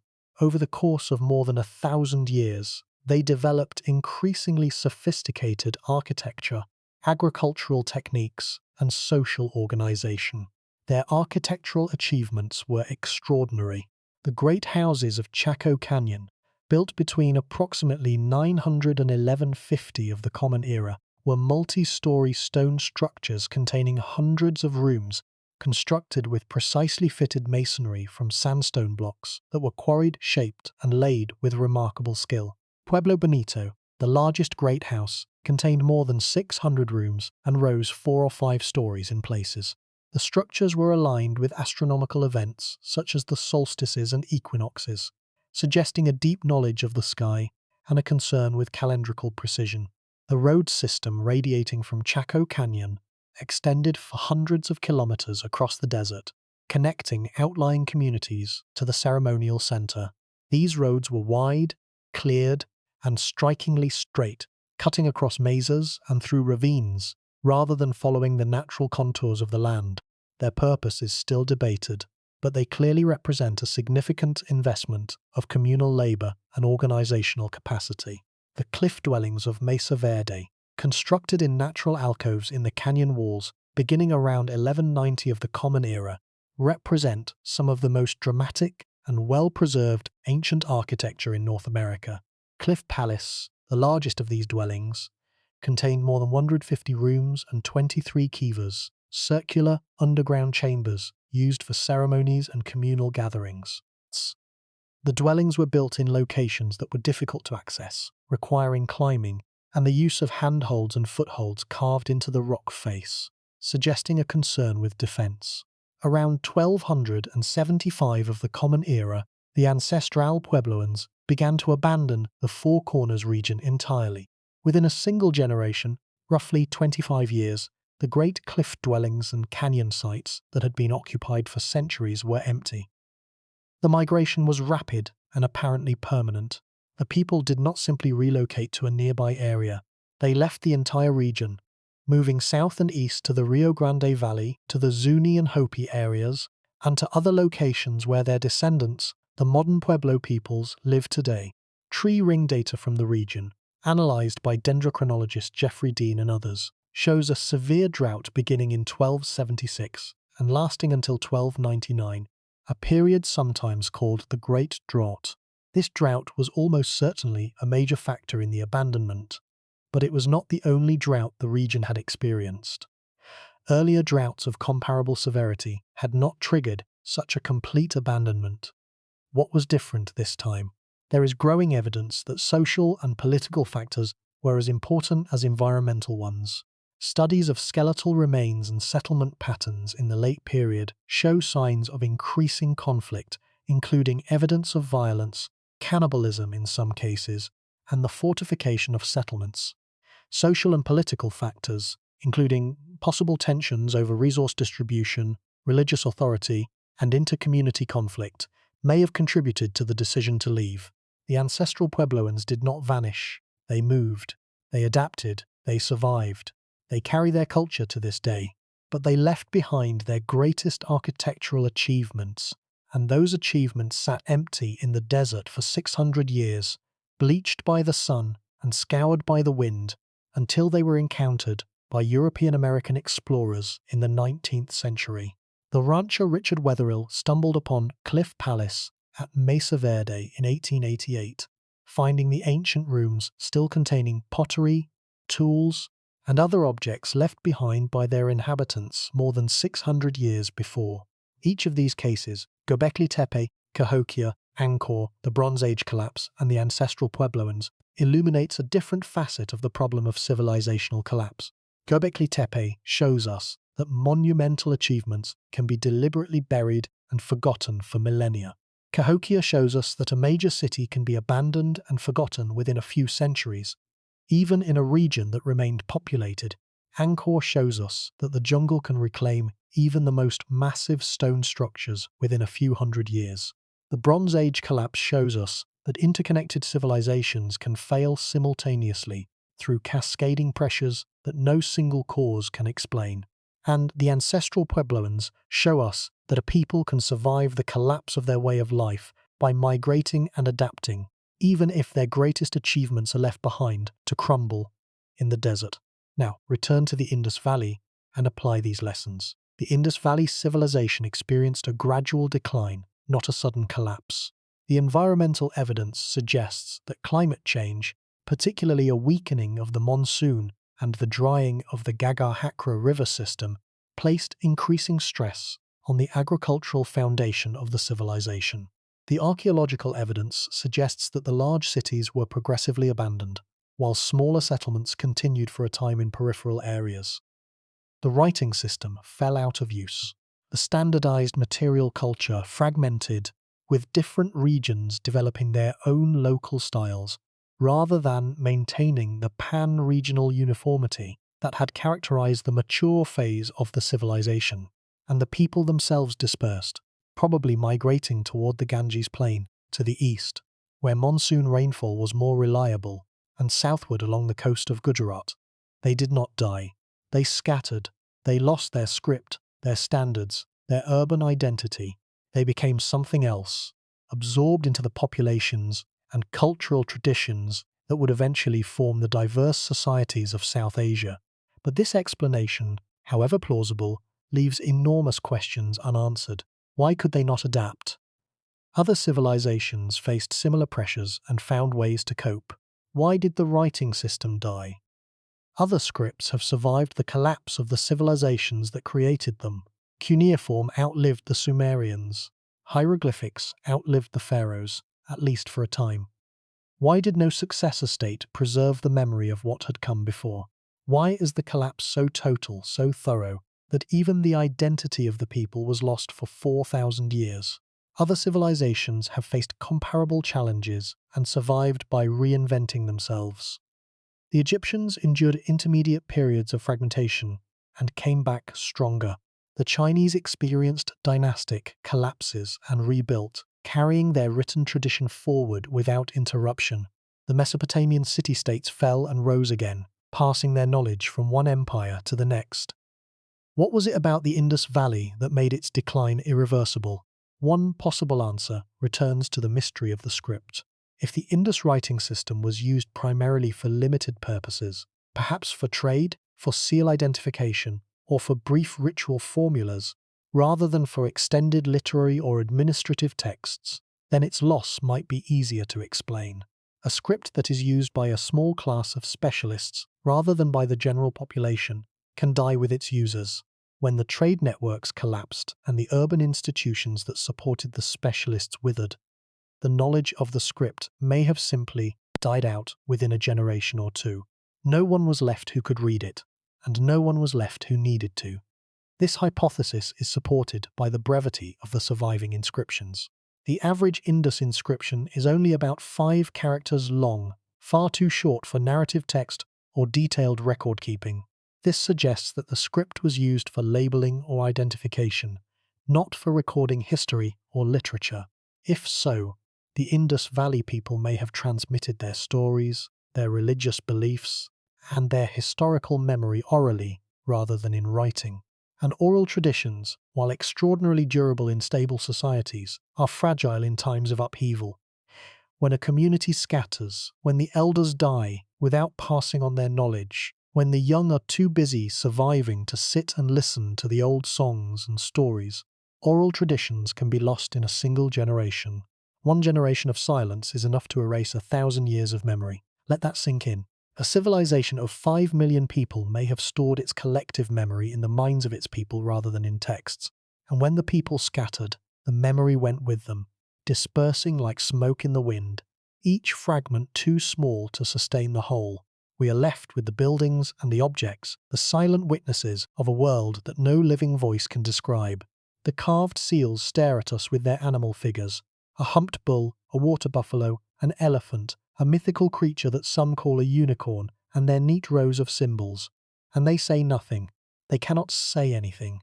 The people who carved them and the people who read them are gone. There is a deeper truth lurking beneath all of these individual cases, beneath the Indus Valley and Göbekli Tepe and Cahokia and Angkor and all the rest. It is a truth that is rarely spoken aloud in popular discussions of ancient history, but it haunts the work of every archaeologist and historian who has spent time studying the pattern of civilizational rise and fall. The truth is this: civilization is not the default state of human existence. It is an achievement, hard-won and constantly maintained, and it can be lost. We tend to assume that history moves in one direction, from simple to complex, from primitive to advanced, from ignorance to knowledge.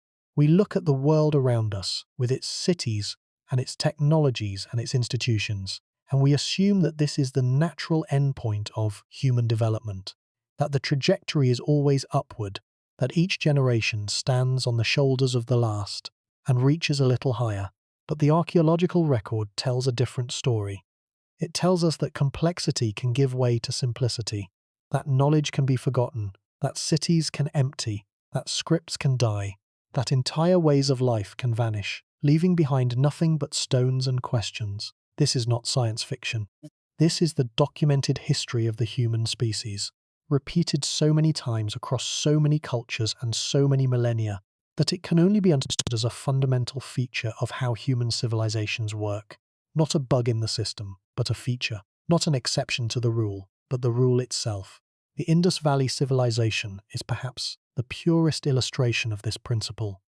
Here was a society that achieved a level of urban planning and public sanitation that would not be equaled in the region for thousands of years. The drainage system at Mohenjo-Daro was more sophisticated than anything built in Europe until the Roman Empire, and in some respects, it exceeded even Roman engineering. The standardized brick production spanned a territory larger than any single modern nation in Western Europe. The trade networks reached across the Arabian Sea and into the heart of Mesopotamia, and yet it could not sustain itself. The knowledge of how to lay out a city grid, how to build a covered drainage system, how to fire bricks to a standard size, how to carve a seal and inscribe it with a script, all of this was lost. Not destroyed by an invader, not obliterated by a natural disaster. Lost the way a person loses a language they once spoke fluently, gradually, imperceptibly, until one day they realize they can no longer form the words. The people who built Mohenjo-Daro and Harappa did not know they were losing their civilization. They did not wake up one morning and decide to abandon their cities. The decline happened slowly, across generations, each generation knowing a little less, maintaining a little less, caring a little less about the standards and systems that had defined their world. By the time the last family left the last decaying house in the last crumbling neighborhood, the civilization was already gone. It had been gone for years, maybe for decades. They just had not noticed.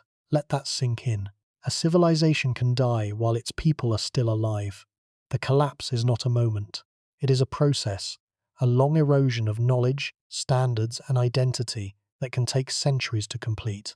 And the people living through it may not even realize it is happening. They may experience it not as a collapse, but as a series of small adjustments, each one individually reasonable, each one a tiny step away from the world their grandparents knew. The drains clog, and no one fixes them. The bricks are made a little smaller, a little less uniform, because the old standards seem like too much trouble, and the people who enforce them are gone. The script falls out of use because the trade routes have shifted, and there is less need for seals. The city feels emptier each year, but there are always reasons, always explanations, always the comfortable belief that things will get better next season, or at least that they will not get much worse. Each generation adapts to a slightly diminished version of what came before, and each generation considers its own diminished version to be normal. The baseline shifts downward so slowly that no one notices the slope. This pattern is visible in the archaeological record of Mohenjo-Daro. In the later layers of the site, the quality of construction visibly declines. Houses are built with older, reused bricks rather than fresh ones. Drainage channels are blocked with debris and not repaired, or are repurposed as rubbish dumps. Open spaces that were once public areas are encroached upon by haphazard construction. Small rooms and walls thrown up without regard for the original city plan. The carefully planned grid of the earlier city gives way to a more disorderly layout, with walls crossing old street lines and rooms jutting into former thoroughfares. It is as if the civic spirit that once maintained the city's infrastructure slowly ebbed away, replaced by a more individual, more short-term way of thinking. Why maintain the public drains when there is barely enough labour to keep your own house in repair? Why fire bricks to the old standards when there is no one left who cares about conformity? Why teach the script to your children when there is no one left to trade with who recognizes it? Each of these decisions, individually, is perfectly rational. Taken together, they constitute the slow dissolution of a civilization. The archaeologist Joseph Tainter, in his influential work published in 1988, proposed a theory of collapse that may apply to the Indus Valley with uncomfortable precision. Tainter argued that civilizations are fundamentally problem-solving organizations. They develop complexity, including institutions, infrastructure, bureaucracies, technologies, and standardized practices, in order to solve the problems that they face. When a society faces a drought, it builds irrigation systems. When it faces a military threat, it builds fortifications and trains armies. When it faces a coordination problem across a large territory, it develops standards and communication systems. Each of these responses adds a layer of complexity to the society, and each layer requires energy, resources, and labor to maintain. But complexity has diminishing returns.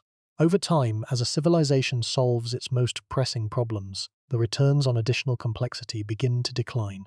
Each new problem requires more effort to solve than the last, while the benefits of the solution become smaller. The first irrigation canal transforms a barren plain into fertile farmland. The 100th irrigation canal, extending the system into marginal land that is barely worth cultivating, produces much less additional food for a comparable investment of labor. The first set of building standards ensures that every brick fits with every other brick, a massive improvement in construction quality.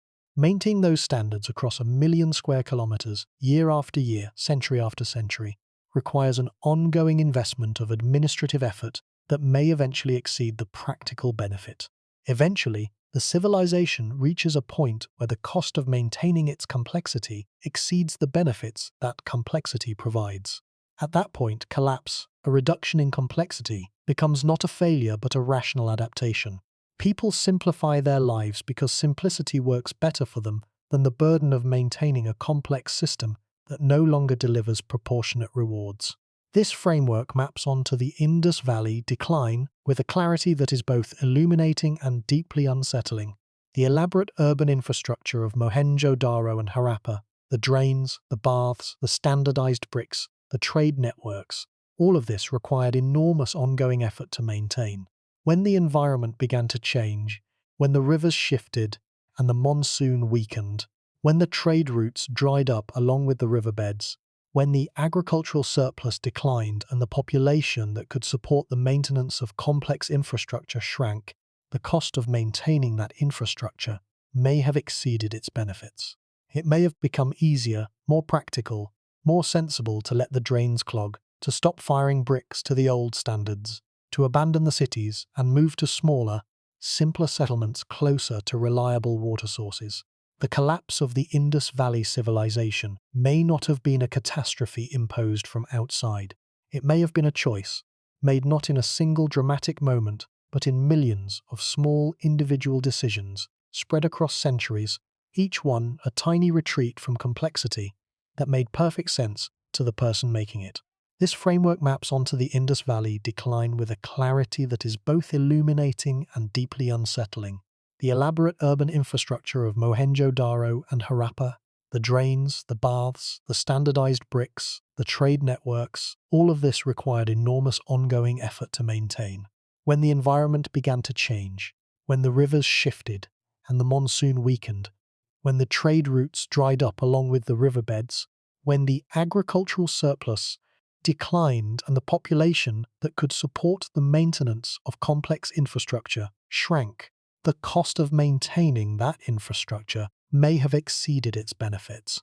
It may have become easier, more practical, more sensible to let the drains clog, to stop firing bricks to the old standards, to abandon the cities and move to smaller, simpler settlements closer to reliable water sources. The collapse of the Indus Valley civilization may not have been a catastrophe imposed from outside. It may have been a choice, made not in a single dramatic moment, but in millions of small, individual decisions, spread across centuries, each one a tiny retreat from complexity that made perfect sense to the person making it. And this is where the analysis becomes deeply personal, because we can see the same pattern at work in smaller ways in our own lives and our own communities. A road is built and maintained for decades, then the maintenance budget is cut, and the road slowly deteriorates, pothole by pothole, crack by crack, until one day it is impassable and no one can remember when it was last repaired. A library is funded and staffed and filled with books, and then the funding is reduced, and the hours are cut, and the collection is thinned, and eventually the building is closed and the books are dispersed. And within a generation, no one remembers that the library existed. A tradition is practiced by a community for generations. The recipe for a particular bread, the steps of a particular dance, the words of a particular song, and then the young people move away and the old people die. And the tradition dies with them, not because anyone decided to end it, but because no one made the effort to continue it. This is how things are lost. Not with a bang, but with a shrug. But here is what makes this truly unsettling. If Tainter's model is correct, then collapse is not an aberration. It is a feature of civilizational life, as natural and as inevitable as the aging of a living body. Every complex society faces the same trajectory, a period of rising complexity and rising returns, followed by a period of diminishing returns, followed by a phase of simplification that may be gradual or sudden, peaceful or violent. But that is, in the long run, extremely difficult to avoid. History is littered with examples, from the Roman Empire to the Maya city-states, to the Khmer Empire to the Indus Valley itself. The pattern is not identical in each case, but the underlying dynamic is consistent. Complexity rises, costs mount, returns diminish, and eventually the structure can no longer sustain itself. The only question is how far the simplification goes, and how much is lost in the process. Sometimes, as with the Ancestral Puebloans, the people survive and adapt, carrying their culture to a new location where they can begin again. Sometimes, as with the Khmer, the core elements of the civilization persist in modified form, maintaining continuity even as the political and urban structures dissolve. And sometimes, as with the Indus Valley, the loss is so profound that even the language disappears, and the civilization becomes a ghost, haunting the archaeological record without anyone alive who can call it by name. The Indus Valley's fate raises a question that extends far beyond the ancient world. What are we losing right now that we do not realize we are losing? What knowledge, what skills, what ways of understanding the world are slipping away? Not because they are being destroyed, but because they are being neglected, allowed to atrophy through disuse. The modern world is staggeringly complex, far more complex than any ancient civilization ever dreamed of being. Our systems of food production, energy distribution, communication, and transportation are interconnected in ways that would have been unimaginable to the builders of Mohenjo-Daro. But interconnection is not the same as resilience. A system can be complex and fragile at the same time, like a machine with a million moving parts, any one of which, if it fails, can bring the whole mechanism to a halt. And the history of the ancient world suggests that the more complex a system becomes, the more vulnerable it may be to cascading failure, to the kind of unraveling that starts slowly and then accelerates until the original structure is no longer recognizable. Consider the knowledge systems that sustained the Indus Valley. Someone knew how to calculate the correct ratio for the bricks. Someone knew how to design a drainage system with the proper slope to carry wastewater without backing up. Someone knew how to navigate the trade routes across the Arabian Sea to Mesopotamia, reading the winds and the currents and the stars to guide wooden ships across hundreds of kilometers of open water. Someone knew how to heat-treat carnelian beads through a multi-stage process that produced a distinctive white pattern on the red stone, a technique so complex that modern craftspeople have struggled to replicate it. Someone knew how to prepare the steatite blanks for seals, how to carve the intricate animal figures and the rows of script symbols with tiny copper tools. Someone knew how to read and write the Indus script, how to compose the inscriptions that appear on the seals, how to interpret them when they arrived on goods from distant cities. All of this knowledge represented the accumulated wisdom of generations, refined and improved over centuries of practice, and all of it was distributed among specialists, held in minds and hands, rather than in libraries and databases. It was passed from master to apprentice, from parent to child, from one generation to the next, through practice and repetition and direct personal instruction. There were no textbooks. There were no instruction manuals. There were no training videos. The knowledge lived in the bodies and minds of the people who practiced it, and nowhere else. When the specialists dispersed, when the institutions that trained them ceased to function, when the communities that valued their skills broke apart and scattered to new locations where those skills were no longer needed or no longer possible to practice, the knowledge died with them. It was not backed up. It was not stored in a form that could survive the absence of its users. It existed in a single fragile medium, human memory and human practice, and when that medium failed, the knowledge was gone forever. A brickmaker who moves to a village where no one builds with bricks does not pass on his knowledge of brick ratios. A seal carver who settles in a community that no longer trades with distant cities does not teach his children to carve seals. A person who can read a script that no one else uses has no reason to teach it, and no one to teach it to. The knowledge does not die in a dramatic moment. It simply becomes irrelevant, unnecessary, forgotten through disuse, until one day the last person who knew the old skill dies, and the chain of transmission, which may have stretched back for centuries, is broken forever.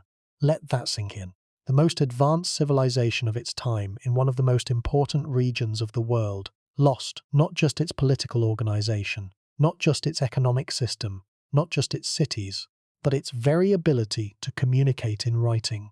The script of the Indus Valley is not a dead language waiting to be revived, like Latin or Sanskrit, which have grammars and dictionaries and texts that can be studied. It is an orphan, a system of symbols cut off from every living tradition of literacy. No one can read it because no one has been able to read it for roughly 4,000 years. The chain of transmission was broken, and once broken, it cannot be repaired, no matter how many computer algorithms we run, or how many statistical analyses we perform.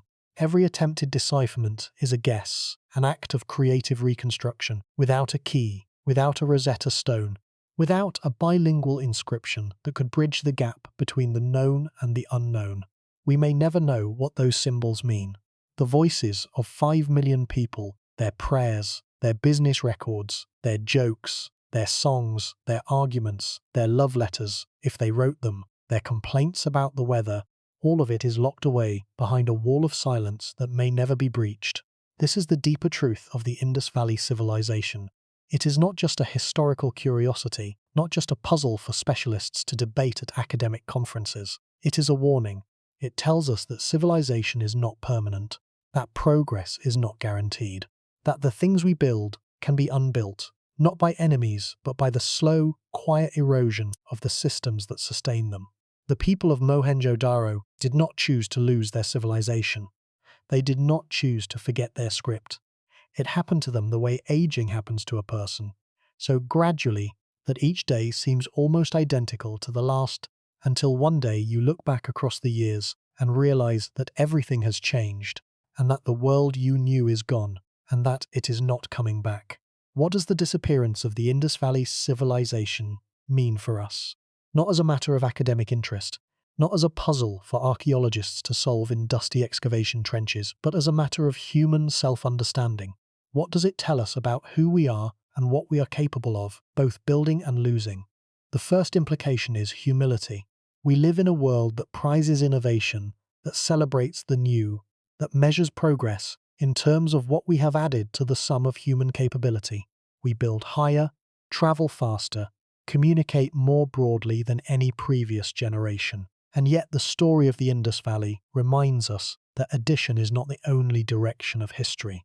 Subtraction is equally possible. A civilization can develop running water and then lose it. A civilization can develop a writing system and then forget it. A civilization can build cities of astonishing precision and then let them crumble into dust. These are not failures of ambition.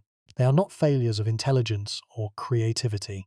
They are failures of maintenance, of transmission, of the quiet, unglamorous work of keeping things going from one generation to the next. The people who first designed the drainage system of Mohenjo-Daro were, in their way, geniuses. They solved engineering problems that would challenge a modern civil engineer. But genius means nothing if the next generation does not learn how to clean the drains. And the generation after that does not learn why the drains matter, and the generation after that does not remember that there were ever drains at all. There is a tendency in modern thinking to treat the past as a prologue, as a series of stepping stones leading inevitably to the present.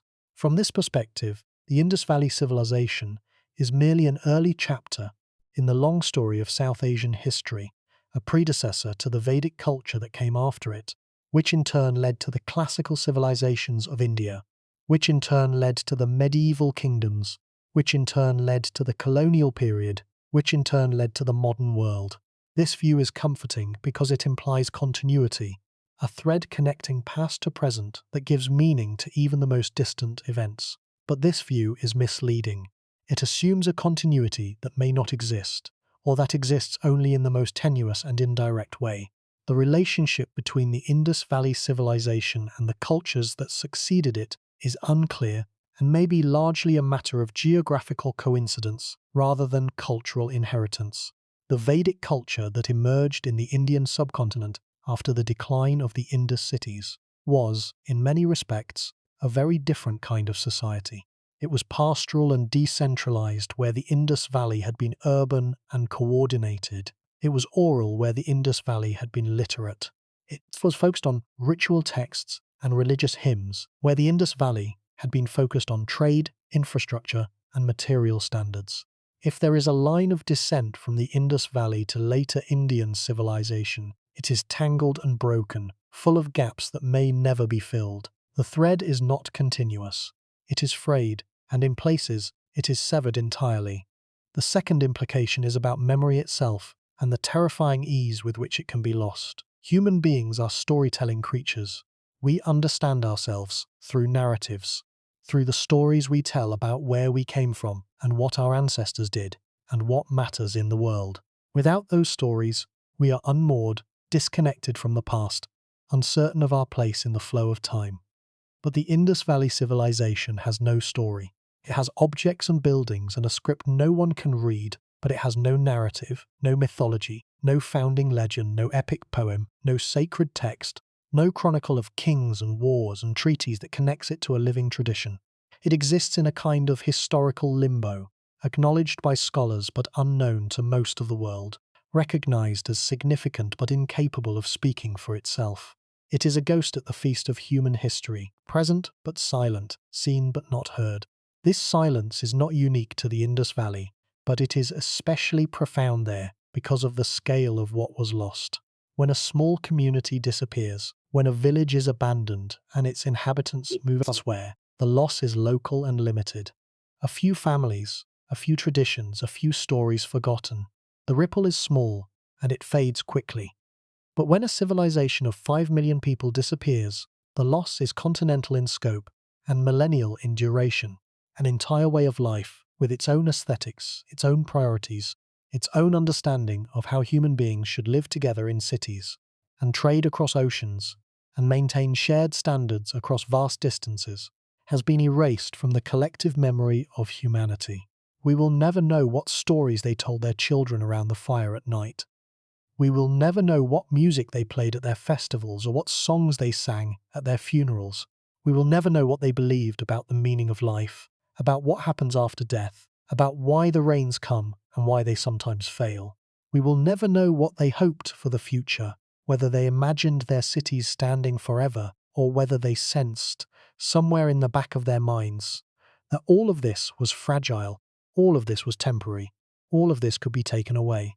All of that is gone, and its absence leaves a hole in the human story that can never be filled, a space where a voice should be but is not. The third implication, and perhaps the most uncomfortable, is about our own vulnerability. We like to believe that our civilization is different, that it is more resilient, more connected, more technologically advanced than anything that has come before, and that these advantages will protect us from the fate that befell the Indus Valley and all the other lost civilizations that lie in the archaeological record. And in many ways, our civilization is different. The modern world has capabilities that the builders of Mohenjo-Daro could not have imagined. We have written records that span millennia. We have digital storage systems that can preserve information in multiple copies across multiple continents. We have scientific knowledge that is tested, replicated, and shared through global networks of researchers. We have the ability to monitor environmental changes in real time, to track shifting climate patterns, to model the consequences of our actions before we take them. We are, by any reasonable measure, the most complex and most capable civilization in the history of this planet. But complexity is not the same as invulnerability. The more complex a system, the more points of failure it has.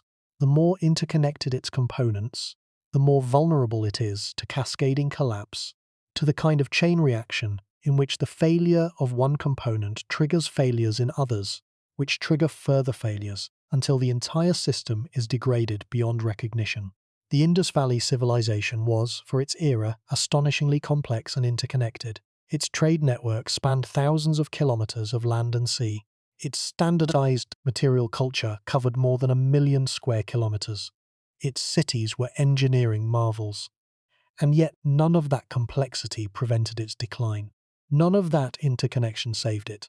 When the environmental pressures mounted and the returns on maintaining complexity began to diminish, the system unraveled, not all at once, but steadily, irreversibly, with a kind of terrible patience, until there was nothing left but ruins and questions, and the silence of a script that no one could read. We would be wise to consider whether the same could happen to us. Not necessarily in the same way, not necessarily for the same reasons, not necessarily on the same timeline, but in the same fundamental pattern. A period of growth and increasing complexity, followed by a period of strain and diminishing returns, followed by a simplification that the people living through it do not fully recognize as decline until it is too late to reverse. The climate is changing. The ecosystems we depend on are under stress. The systems that produce and distribute our food, our energy, our clean water, and our information are strained by increasing demand and increasing instability.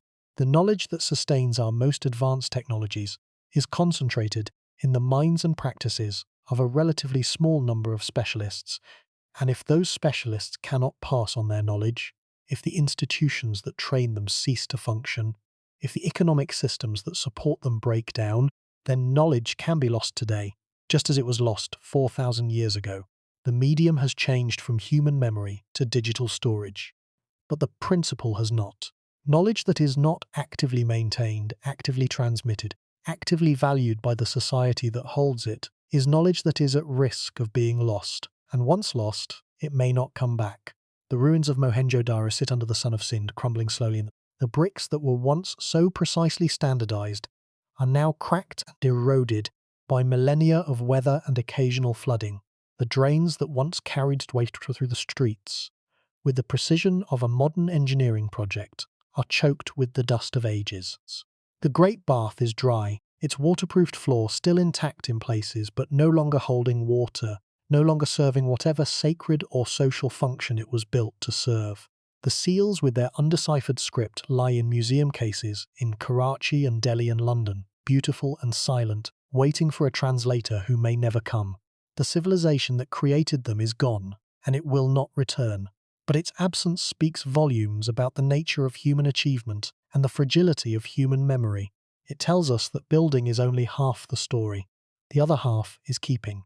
And keeping, the unglamorous work of maintenance, of teaching, of passing on what we know to those who come after us, is the harder part. It is always the harder part. Pause for a moment and consider the weight of that. Every civilization that has ever existed has had to solve two problems simultaneously: the problem of creation and the problem of preservation. The first is glamorous. It produces monuments, innovations, works of art, feats of engineering that dazzle and inspire. The second is mundane. It produces maintenance schedules, training programs, institutional memory, the slow and ungrateful work of making sure that what was built yesterday still works tomorrow. The Indus Valley civilization solved the first problem with extraordinary skill. Its cities, its infrastructure, its trade networks, its craft traditions, its standardized systems were all magnificent achievements, the products of a society that knew how to organize itself and how to build at scale. But it failed at the second problem. It could not preserve what it had created across the centuries, and so everything was lost, slowly, quietly, irrecoverably, until the very memory of the civilization was buried under 4,000 years of silence. This is not a lesson about the past. This is a lesson about the present, and it is one that the silent ruins of the Indus Valley are still trying to teach us, if only we will listen closely enough to hear what the silence is saying. We began this journey with a question. How does a civilization of 5 million people vanish from the record of history? How does a society that built running water systems and grid-planned cities and standardized weights and traded goods across entire oceans simply cease to exist, so completely that even its writing system is forgotten and its very name is unknown? We have walked through the ruins. We have examined the theories, from Mortimer Wheeler's discredited invasion hypothesis to the environmental models of the 21st century, from the parallel collapses of Cahokia and Angkor to the cascading failures of the Bronze Age Mediterranean. We have looked at the evidence from climate science, from satellite imaging, from DNA analysis, from tree ring studies, and from the patient work of archaeologists who have spent their careers sifting through the debris of a world that no living person can describe. And the answer, if it can be called an answer, is this. The Indus Valley civilization did not fall. It faded. It was not destroyed by an external force. It was abandoned from within, piece by piece, standard by standard, street by street, generation by generation, until what remained was no longer recognizable as what it had been. The people survived. Their genes are still present in the populations of modern South Asia. Their blood still flows in the veins of millions. But their civilization, their identity as a civilization, their shared project of urban life and organized complexity and standardized achievement did not survive. It dissolved into the landscape like salt in water, scattered into the lives of people who moved on to new places and new ways of living, and eventually it was forgotten entirely, buried not by conquerors but by time. This is not a dramatic ending. There is no final battle, no last stand, no moment of heroic resistance against impossible odds. There is only a slow dimming, like a lamp running out of oil in a room where no one is watching. The last person to leave Mohenjo-Daro, whenever that happened, did not know they were the last person. They did not look back at the empty streets and think about the end of an era. They simply left, as others had before them, walking away from a city that had once been home to tens of thousands, a city that had once hummed with the noise of its commerce and construction and daily life. Behind them, the empty streets gathered dust. The covered drains, unmaintained for years, collapsed inward under the weight of the soil above them. The walls of the houses, no longer repaired, began to lean and crack and eventually fall. The great bath, its waterproofing no longer maintained, dried out and crumbled at the edges, and the river or the wind or the slow accumulation of sediment crept in, covering everything, sealing it away layer by layer, year by year, century by century, until there was nothing visible on the surface but a series of low mounds in a flat and dusty plain. 4,000 years of silence followed. 4,000 years during which no one knew that beneath the mounds of Sind and Punjab lay the remains of one of the greatest civilizations the ancient world had produced. 4,000 years during which entire empires rose and fell over the same ground. Empires of Persians and Greeks, and Mauryans and Kushans and Mughals and British, each one building on the surface of the earth without knowing what lay beneath their feet. 4,000 years during which the story of the Indus Valley was not just forgotten but unknown, as thoroughly erased as if it had never happened, as though 5 million people had lived and worked and built and dreamed, and then simply evaporated, leaving nothing behind but the faintest trace in the soil. And then, in the 1920s, the archaeologists came with their trowels and their brushes and their careful notebooks, and they began to uncover what had been hidden. They found the bricks, still uniform after 4 millennia, still holding the 1:2:4 ratio that had been standard across 1,000,000 square kilometers. They found the drains, still visible beneath the dust, still following the gentle slopes that their designers had calculated 4,000 years before. They found the seals, those small carved squares of steatite, with their mysterious symbols and their images of animals, and they held them in their hands and realized that they were holding the only surviving words of a civilization that had once stretched from the mountains to the sea. Words that no one could read. Words that, despite a century of effort by some of the finest minds in linguistics and archaeology, may never be read. Words that are the last whisper of a world that fell silent 4,000 years ago and has been silent ever since. There is a special kind of grief in this, not the sharp grief of sudden loss, like the grief that follows a disaster or a death, but the dull, heavy grief of discovering that something precious was lost long ago, so long ago that no one even remembers what it was. It is the grief of arriving at a house that you were told was once beautiful and finding only a foundation and a few scattered stones. You know that something stood here once. You can see the outline. You can feel the weight of what is missing. But you cannot see what it looked like, cannot hear the voices that once filled its rooms, cannot know what life was lived within its walls. The Indus Valley civilization is not mourned because it was never properly known. Its loss was not felt because there was no one left to feel it, no descendant who could point to a text or a tradition and say, "This is where we come from, these are our ancestors, this is what they believed and what they built and why they mattered." They exist now only as questions, as absences, as the outline of a shape that can never be filled in. And perhaps that is the most important thing the Indus Valley civilization has to teach us. Not a lesson about climate change, or river systems, or urban planning, or trade networks, though it teaches all of those things to anyone willing to study them. The deepest lesson is about memory itself. Memory is not permanent. It is not automatic. It is not guaranteed by the size of your cities, or the sophistication of your engineering, or the reach of your trade networks. It requires effort, intention, and continuity to maintain. The moment a society stops investing in the transmission of its knowledge, the moment it stops teaching its children what their grandparents knew, the moment it allows its systems of communication and record-keeping and cultural transmission to atrophy through neglect, it begins the long, slow process of forgetting. And forgetting, once it begins, is very difficult to stop. It is quiet. It is gradual. It does not announce itself. It simply proceeds, day by day, year by year, generation by generation, until one morning the last person who knows how to read the old script realizes there is no one left to teach, and the knowledge dies with a silence so complete that the world does not even notice it has gone. The ruins of the Indus Valley will continue to crumble. The bricks will continue to erode under the Pakistani sun. The seals will continue to sit in their museum cases, unread, their symbols as mysterious today as they were when the first archaeologist brushed the dust from their surfaces 100 years ago. The Great Bath will continue to dry in the heat, empty of the water it was built to hold, empty of the people it was built to serve.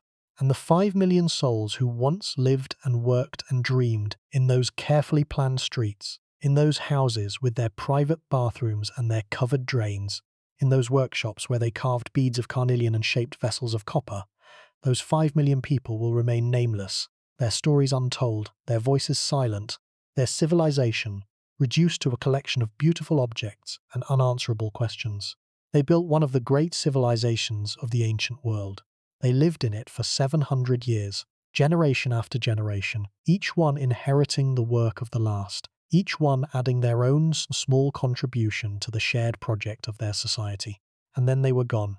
Somewhere beneath the soil of modern Pakistan and northwest India, buried under centuries of dust and silence, lies the remains of a world that no one remembers. A world that once held 5 million people, a world of baked bricks and covered drains and carved seals, and a script that no living person can read. A world of merchants and artisans and farmers and children who played with clay toys. A world that was there, thriving and complex and connected to the broader currents of human history, and then was not. A world that was lost, not to fire or sword or plague, but to the slow, patient, implacable passage of time, and the quiet erosion of everything that held it together. And the silence it left behind is so deep, so complete, so absolute, that even now, after a century of excavation and study, after the deployment of satellites and lasers and DNA sequencers, and the most advanced analytical tools the modern world has to offer, we still cannot hear what it is trying to say. That silence is the sound of a civilization that the world forgot, and it is, perhaps, the sound that every civilization makes when it reaches its end. Not a crash, not a cry, not a dramatic final chord, just a long, slow fading into quiet, a diminishing, a withdrawal, until all that remains is dust and questions, and the ruins of something that once, for a little while, was extraordinary.